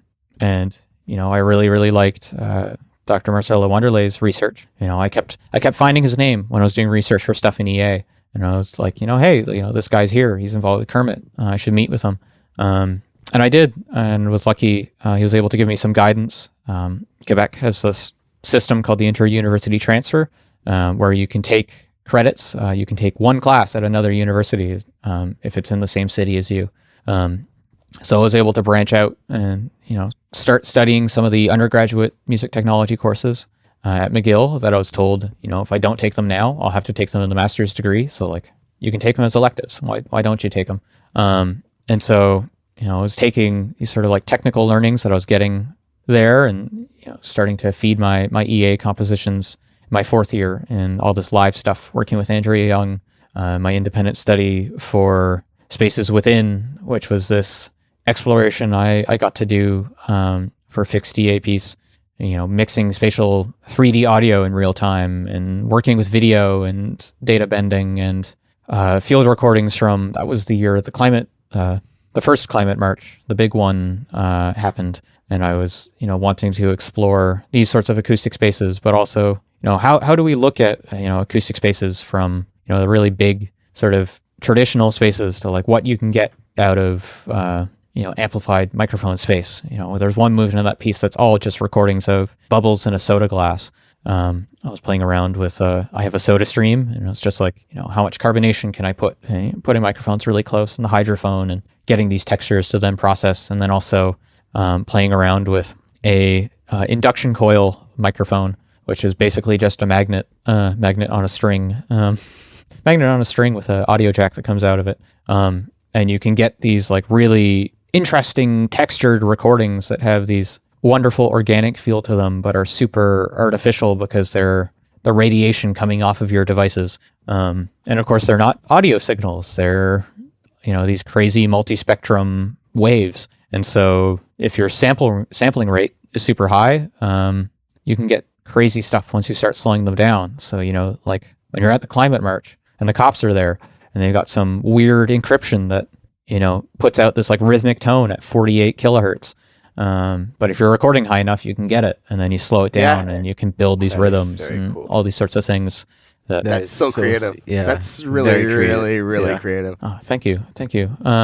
But it's just like, just like trying to think of acoustic spaces in all these different ways. And I had these wonderful field recordings from Colombia and from the mountain in Montreal. And like, can I create this hybrid soundscape space that is kind of both, but it's neither? And like, and also I wanted to explore a 3D sound. Like, what can you subvert with the audience experience? If you have this like traditional soundscapey space, but all the birds are in the floor, or you're hearing water coming from above you, like drips out of the ceiling. What does that invoke? And some of that stuff, like came together at the very end. It was like a super long process of getting everything together for that.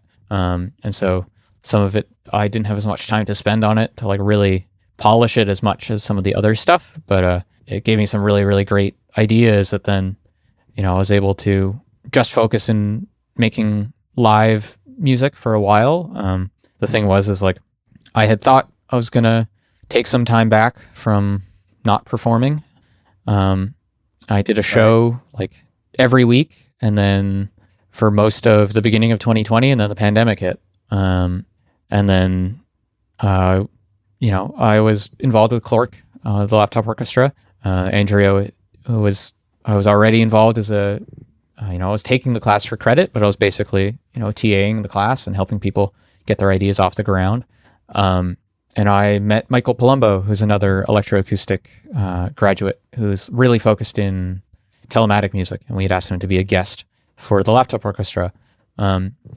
And he had just started this concert series the month before the pandemic called Exit Points, which was at a restaurant in Toronto. And he had said, had thought, this would be really, really great if we could move this concert online and give people a place to express themselves, in real time throughout the pandemic. And so I got involved there and got involved in coordinating and helping people out. And, we're still doing a concert every month. We've got another one. It's the last Wednesday of every month.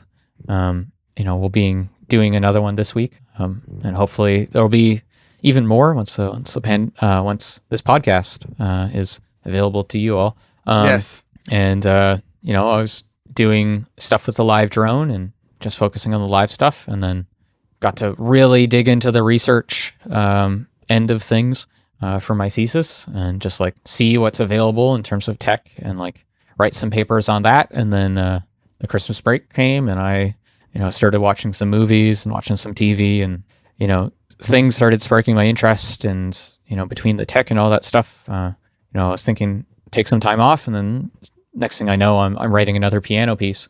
And I contact Nusha and give her some improv ideas and send some stuff I had already recorded pre-pandemic and stuff I had done with Simon, and said, I want to expand on this. And she sent me back some really beautiful improvisations that then I was able to take and spatialize and process and write a whole new piece entirely from home, working from, mixing multi-channel, always in another studio, to like, can I do this all at home from headphones? And sure enough, it worked out. And that brings us up to the pieces now, though I've certainly left some things by the wayside. All the laptop orchestra pieces that I had a chance to perform, and I was involved with the synthetic. I wrote a piece called Synthetic Icescapes, which is a piece for T-Stick, which was for a research project at McGill as part of Kermit, for different ways of writing for the T-Stick. I wanted to write for a laptop orchestra and T-Stick, which had been done in the very early days of the T-Stick with the original composer coder sort of duo, Joseph Malik, who's now teaching at Dalhousie University in Halifax in the computer science department, and D. Andrew Stewart, who's teaching composition at the University of Lethbridge in Alberta.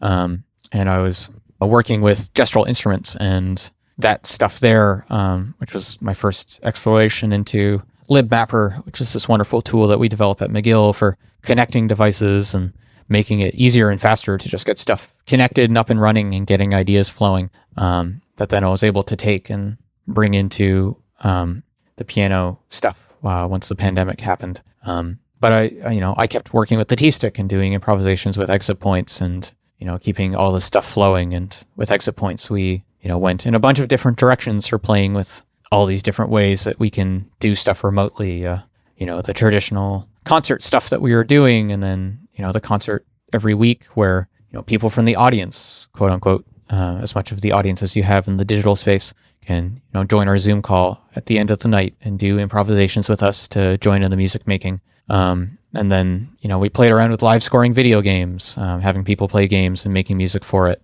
As they're gaming? Yeah.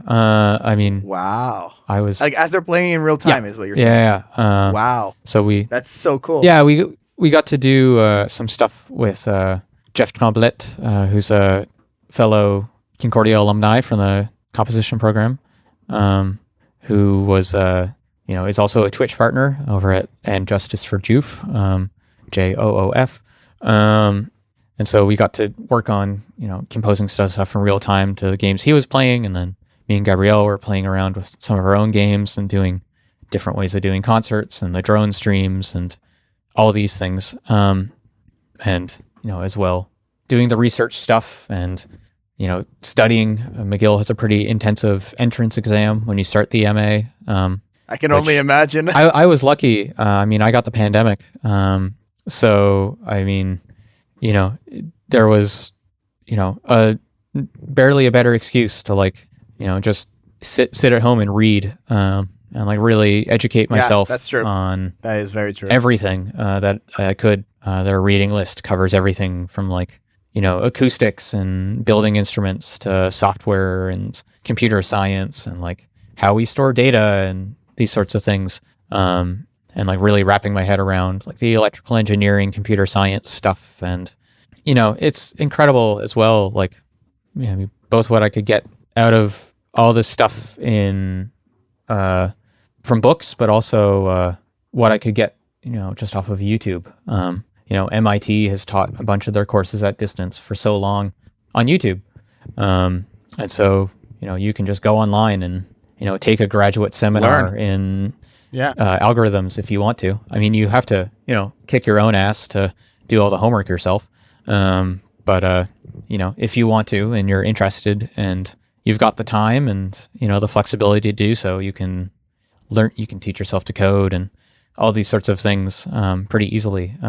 So I was lucky that, the pandemic presented me with a chance to have all this time to study all these topics. And then the McGill exams gave me this hard set deadline that I, had to know all this stuff to be able to, have a day where they send you this super intensive PDF that, you have to answer, all these crazy things of how does a saxophone work? How does audio get encoded, and why does Nyquist do the things it does? And, how do you effectively compress a MIDI file, and just all these different technical things that I had taught myself. And, also learned at Concordia as well to some extent. And I was lucky. I did well in the exams. And so I didn't have to take a lot of prerequisite classes. I could just go straight into the graduate studies and just do the graduate seminars. But then that also meant I had a little bit of extra time to work with some dancers in the summer and, keep doing the drone streams and, write some stuff for TC. Right, and work on other projects. I do want to comment on something you just said. And you've been saying a lot. I think you say, I was lucky. Mm-hmm. But wasn't it more that the right opportunity came and you were always very prepared? Isn't that what it is more? I feel like it is, because yes, you did get lucky in a sense, but I feel like you don't get lucky all the time because you get lucky all the time. You get lucky all the time because you're prepared for all these things. You got to jump on the projects and exactly. I mean, definitely to some extent. I do agree that it hasn't been complete cosmic coincidence of exactly everything that I've done. But I was, it's a culmination of the fact that, I was born. It's momentum. I was born into a family that, we could afford music lessons when I got interested in it. And, we had the time. It was this weird combination of, my mother working in writing about the arts. So I went to a lot of stuff as a kid, and, she just didn't think to say no, if I was I want to, see this concert or go to this gallery thing. Right. I'm sure having artistic parents have a huge impact on that. Yeah. And it was also just time and place. My dad was teaching every other year. The university in Newfoundland has a separate campus in England, and my dad would teach a course there every other year. And just how things happened to be, I was studying music and could be traveling back and forth from London to Cambridge to, all these different places to study music. But it was also, dubstep was getting big at the time. And, I was able to get access to stuff through BBC, and I was able to go to, one of the first proms where they had a DJ live with the orchestra. And I was like, oh, you can, combine these sorts of stuff. And it set all the wheels in motion for then, when I got into EA, I had, almost, I had been working in digital audio since elementary school. And, had been... You were way ahead of the curve. Taking it seriously in high school and junior high. But, so I had taken music theory classes when I was in elementary school and in junior high. So I just already had, a lot of the background that, my colleagues didn't necessarily have. So I wasn't, learning from the ground up as much as other people. And I was really lucky that, my parents were able to give me a lot of support, throughout the electroacoustic degree.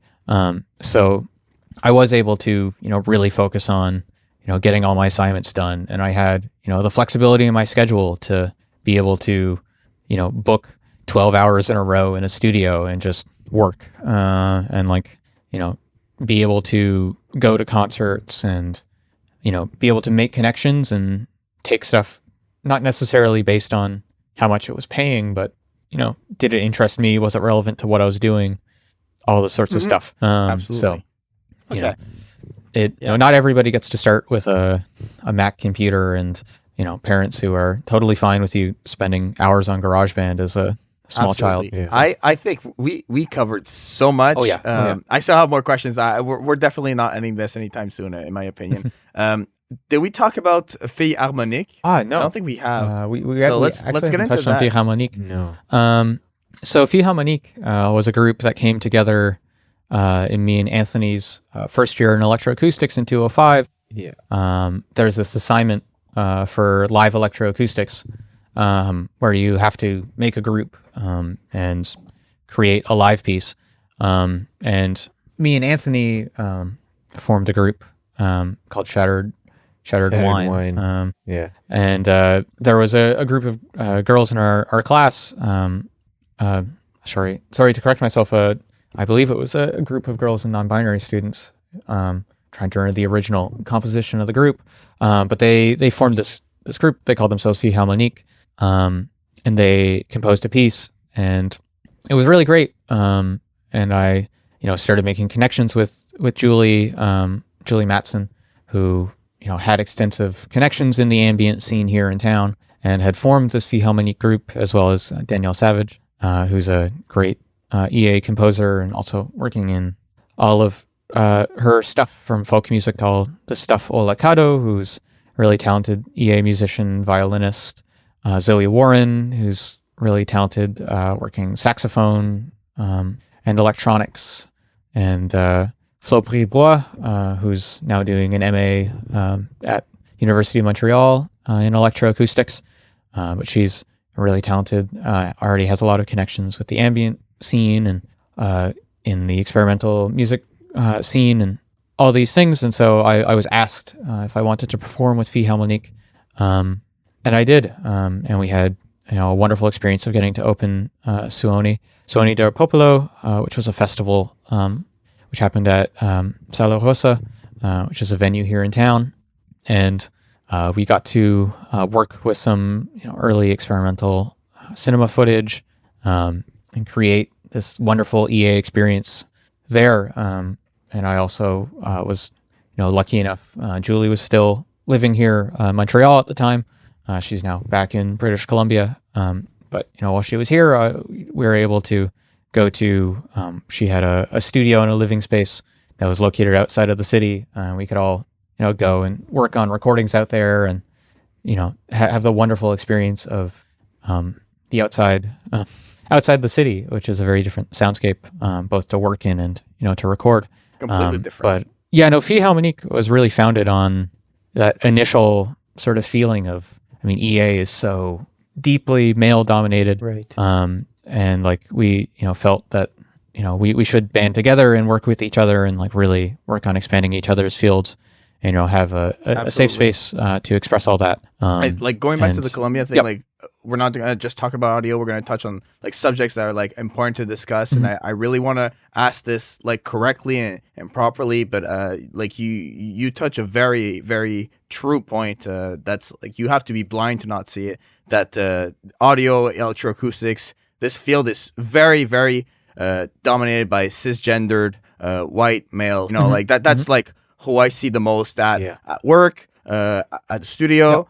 Yep. And I want to ask you, as someone who is gender fluid, what has it been like for you? Mm-hmm. And also, I want to ask you, for someone who maybe knows they're gender fluid inside and still hasn't come out to say it, who's still maybe hiding it because they don't know how it would be accepted. In this field and everything you've done, what has that been like for you, and what would be your advice for someone who would be in that type of situation? I really want to hit this and give it all the time it needs and all the attention it needs. Be very detailed about this, because I think I don't hear enough people talking about it. I feel like it's almost like a thing where people don't want to bring it up. They brush it under the rug. They don't want to mention it. I really let's do this all the way.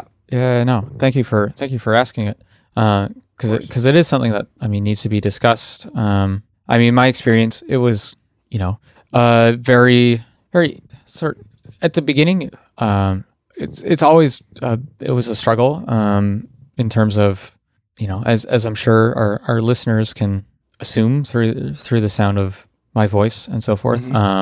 initially within electroacoustics, it was kind of assumed I was a male composer, and there was a lot of struggle I found with that, and kind of this initial sort of sense of it's imposter syndrome of like what that where people assume you are, and what you actually are, even though I was out as gender fluid. I came out in high school. I was lucky enough that I was able to come to the realization early in life, and so I was already out and had changed my name and all of that jazz before I came into Concordia.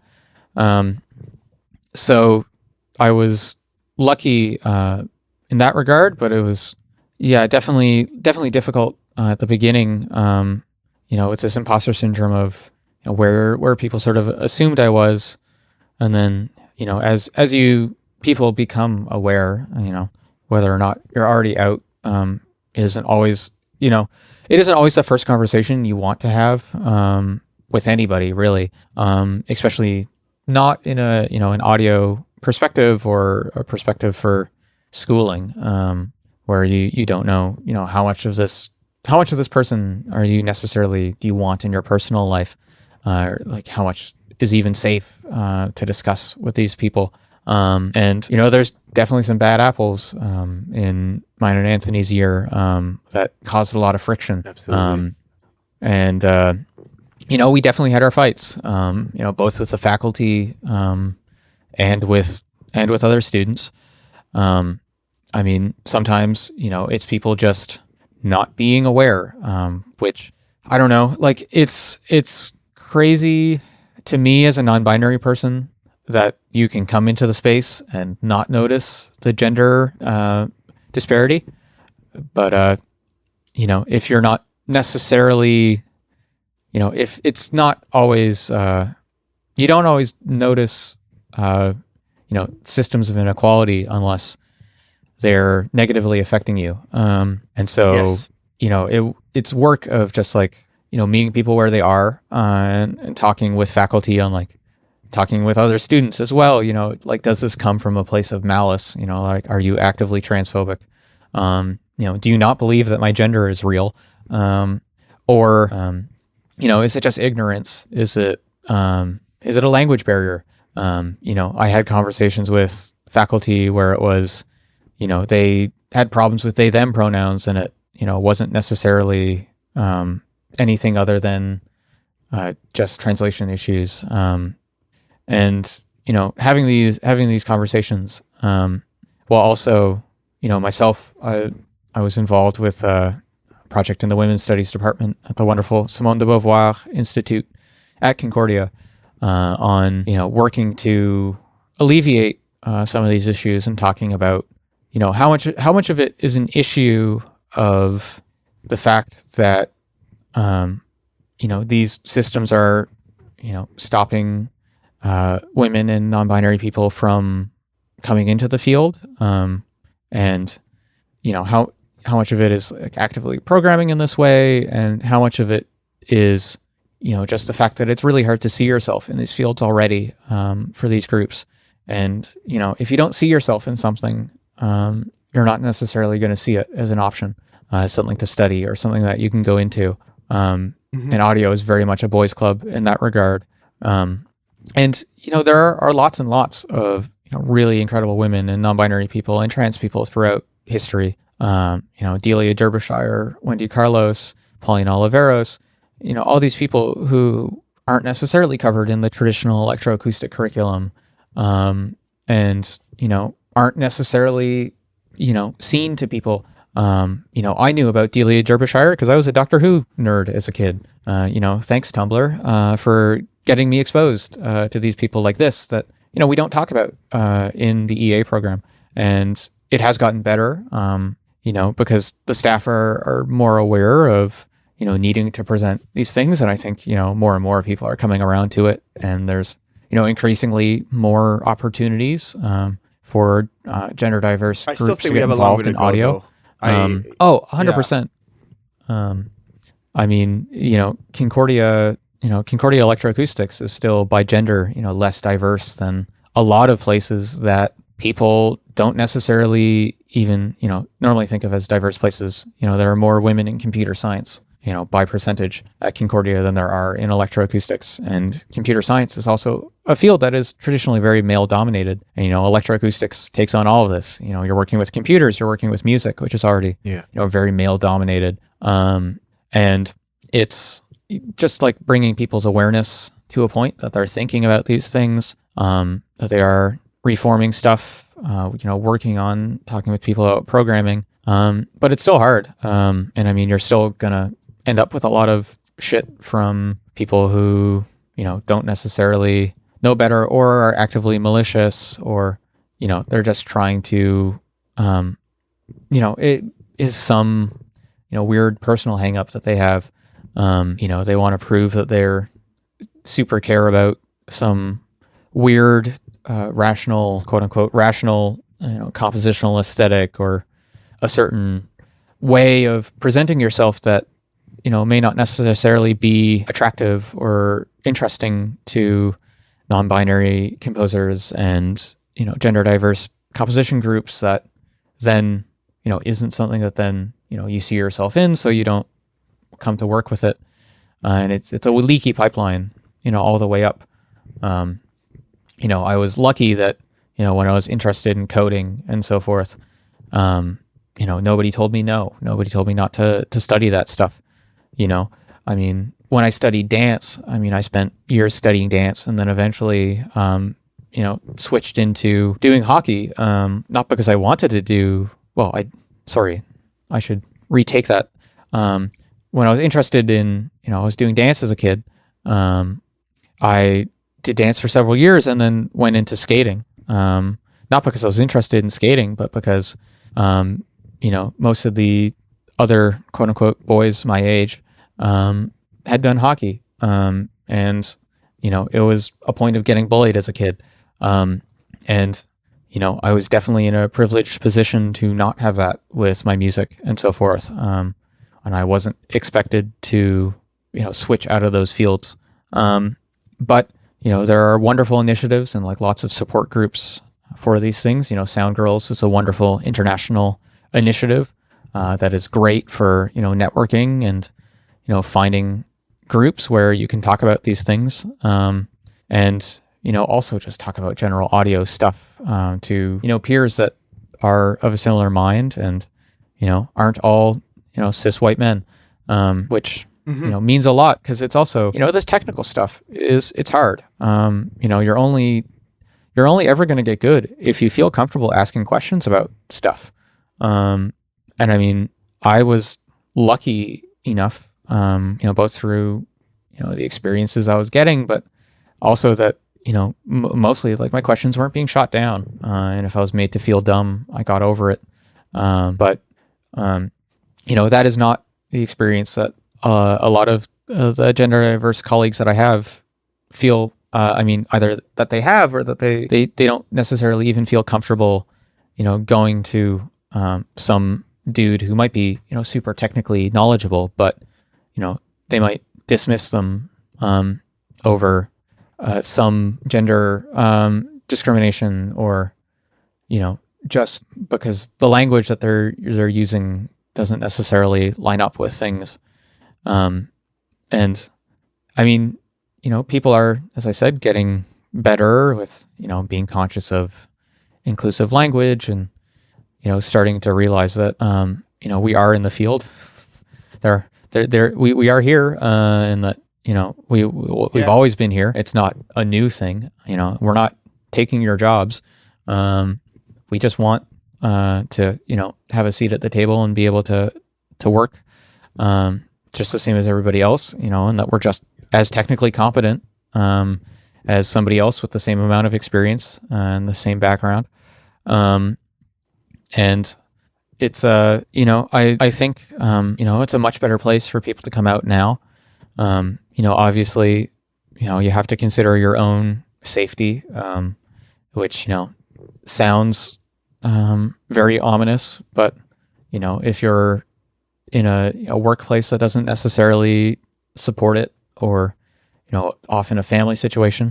It took a very long time to get some of my family on board, and a lot of them still aren't, just on the gender question and the gender topic. And so, it's not necessarily something that you want to rush into, but I think increasingly more people are understanding that, identities are fluid and sexuality is fluid, gender is fluid. And so, you can start small and, find people that you trust to come out to, and, you can find friends that, want to help you, pick a name. If that's something you want to do, you don't have to. This is a big thing. Transition is not the same for any one individual or any two individuals, sorry. And, everybody's journey is going to look different. And there's no real timeline to do any of this. I know plenty of people who've come out in their 40s and are, living incredibly happy and fulfilling lives now that they're, true to who they feel they are, who they're true to their selves, their self-identity. And so, it's never too late to come out. And it's never too late to, change your pronouns, change your name, tell people, that you want to try stuff out, and, that you aren't necessarily exactly committed to one thing, and, you never have to be pigeonholed in one thing. And it's, just continuing to be open and, hopefully finding people who are willing to work with you for that. Sadly, you do have to be a bit picky with some of the audio jobs you take. It's good to know what the organizations are like, and, how they treated their employees in the past, and, talking to other people about, how things are right now.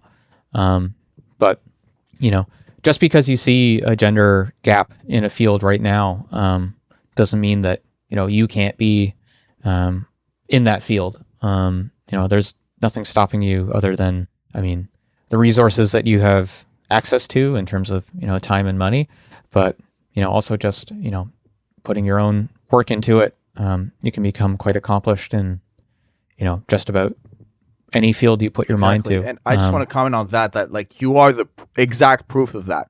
You are the proof of that. You are living proof of what you just said. Like, I know you know that, but I want the listener to know that as well, to really, in this moment, hear what Kasey said and know that Kasey has accomplished so much in this field where the gender gap is super wide, So I really want to bring that point home. Please continue, Kasey. Thank you. And, to that point, is that you, it's incredibly rewarding to be doing well in the field, not just from the usual, it's nice to have my pieces played at concerts, and it's nice to be able to pay my rent, and, these sorts of things.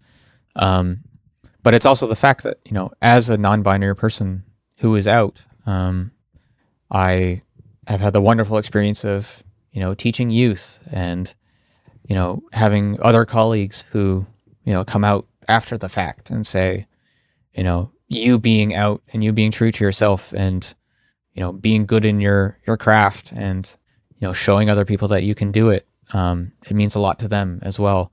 And it's endlessly rewarding, to, see that you are having that positive effect on the community, and that, other people feel emboldened to, even, just do a little bit of audio editing, or, change the way that they listen to music, or change the way that they think of composition, or any of these things. And it's, deeply, deeply rewarding.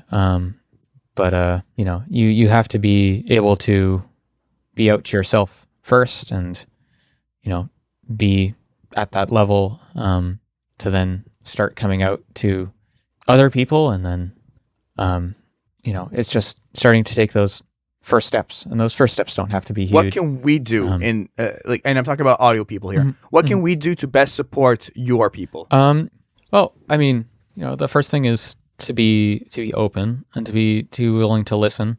It's also being willing to pass the mic, which, I'd like to think we're doing a pretty good example of now. Yes. You don't, if there is, somebody from, a group that is not very well represented, audio is also incredibly white, and incredibly, Northern Hemisphere focused for what is dominant in our culture and what is taught in our schools and so forth. Being able and willing to, pass the mic, to, these underrepresented groups and let them talk for what they feel is important and should be done. And, being able to listen, being able to admit when you're wrong. And, if someone calls you out on like, hey, this isn't okay, hey, these aren't my pronouns, my pronouns are they, them. I'd like if you, use them in the future to, not get offended and, not take it personally and, take it as a chance for you personally to grow, and to be more aware of these things. And, it's also, incredibly, helpful for, you to be able to, take this out of the workplace and, bring it back to your own personal life, even if you aren't personally trans, if you question, what does gender mean to me? And, what does my gender expression mean? And, even if you come to the conclusion that you're cis, you've at least made an effort, to, start that understanding, and you've, questioned, what it means to identify as a certain gender, or identify as a specific sexuality. And, that can help you, better empathize with other people when they're expressing these concerns. And, as I touched on listening, it's also, not invalidating, minority groups when they bring up their experiences about the field. Don't say that, oh, well, that hasn't been my experience, or, this is untrue. This professor treated me very well, so they can't have been mean to you. Being able to admit, your experience is going to be different than theirs. Yes. And so, it's, your experience isn't necessarily indicative of what they're experiencing. It's very useful to listen to them and understand all these things. Just also, start working on making your workplaces and the places that you are in, more inclusive, and more open, even if it is an all male, workplace. Correct people when they don't use the right pronouns, or, call them out if they're, bringing up misinformation about, a gender or a sexual orientation, or, if they're making homophobic or transphobic jokes, or all these things. Obviously, check in, if you do have the chance to have your colleagues who are identify in these sorts of ways, check in with them to see, what are you comfortable with? Are you comfortable if I correct other people about your pronouns? These sorts of things. But yeah, try and be the best ally that you can. Listen to people and just, fight for the cause when they can't be there. Because it is exhausting to be the person who has to fight the cause all the time, which is often what we see of, gender diverse people in audio, is that we burn out because, not only are we trying to juggle, this crazy intensive creative workflow where you're expected to, work an 18-hour day, 3 days, right. 3 days a week, or, 7 days a week, in some of these really, really arduous work conditions. Well, you're also, arguing about gender representation and, spending all this emotional energy correcting people. It's great to have allies that, can do it for us, on the days that we're tired, or, we don't necessarily catch something because we just, didn't hear it right away, or, we're paying attention to something else. Also, if you're in the position to, point out the disparities and convince your employers to, do something about it. Prioritize hiring more gender diverse people, etc. It goes a long way, because, once you get people in these jobs, as I said, they can see themselves in it, and then it's a positive feedback loop. They know that they can get involved because they see other people like them doing it. And then they get involved, and then other people see them doing it, and they know that they can get involved. And, it's a war of inches. And, I'm lucky that I have some colleagues who've written some really great research papers on the topic. So, there's definitely more attention coming to it. But, it's still a struggle. And hopefully people are getting more aware of it and do more to help the cause. Yeah, absolutely. Yeah, exactly. I think that's just like, I'm really happy we had this conversation. Yeah. I'm really happy this point was brought up. This is something that needs to be discussed and needs to be described. And I think that your words are going to be written in stone, in the sense that there's probably someone out there listening to this right now who's like moved by this, and that this is like to help you and to know that you can work in audio. It doesn't matter what gender you are, what race you are, what's your sexual preference, who you're attracted to, what you look like. This is a field for everyone, everyone. Right. And that's like a message that I really want to like showcase. Please go ahead, Anthony. Yeah, no, I was just going to say this is an audio field. This is not a gender field. Exactly. I have noticed some probably I've caught some of my colleagues just calling somebody by the wrong gender just because they read the name and they're not sure, so they just choose one. And I've caught myself correcting them, and I just don't know what else to do other than correcting them. And just when I'm not sure, and that's like the normal thing to do. That's the normal thing to do. It's just when you're not sure and you don't have the opportunity to ask at that moment, just use them. I think we covered a lot here. Oh, yeah. We really covered everything that I wanted to discuss. I have one final question for Kasey. This is kind of the question that I'm making this a tradition right now. We're going to ask this at the end of every episode to every guest. But before I ask you this question, is there anything else you wanted to discuss, or obviously there's going to be a part where you can promote projects and stuff. That's going to be after the question. But is there anything else you wanted to like say right before this question, or are you? We've hit a lot of topics, and I'm pretty happy with them. So. Perfect. So this is the question on Soundspace that we're going to ask all of our guests. Guests. Hands and fires. What is your advice to people who want to get into the space of sound? My advice is really just go for it. The tools are out there, and they're relatively accessible.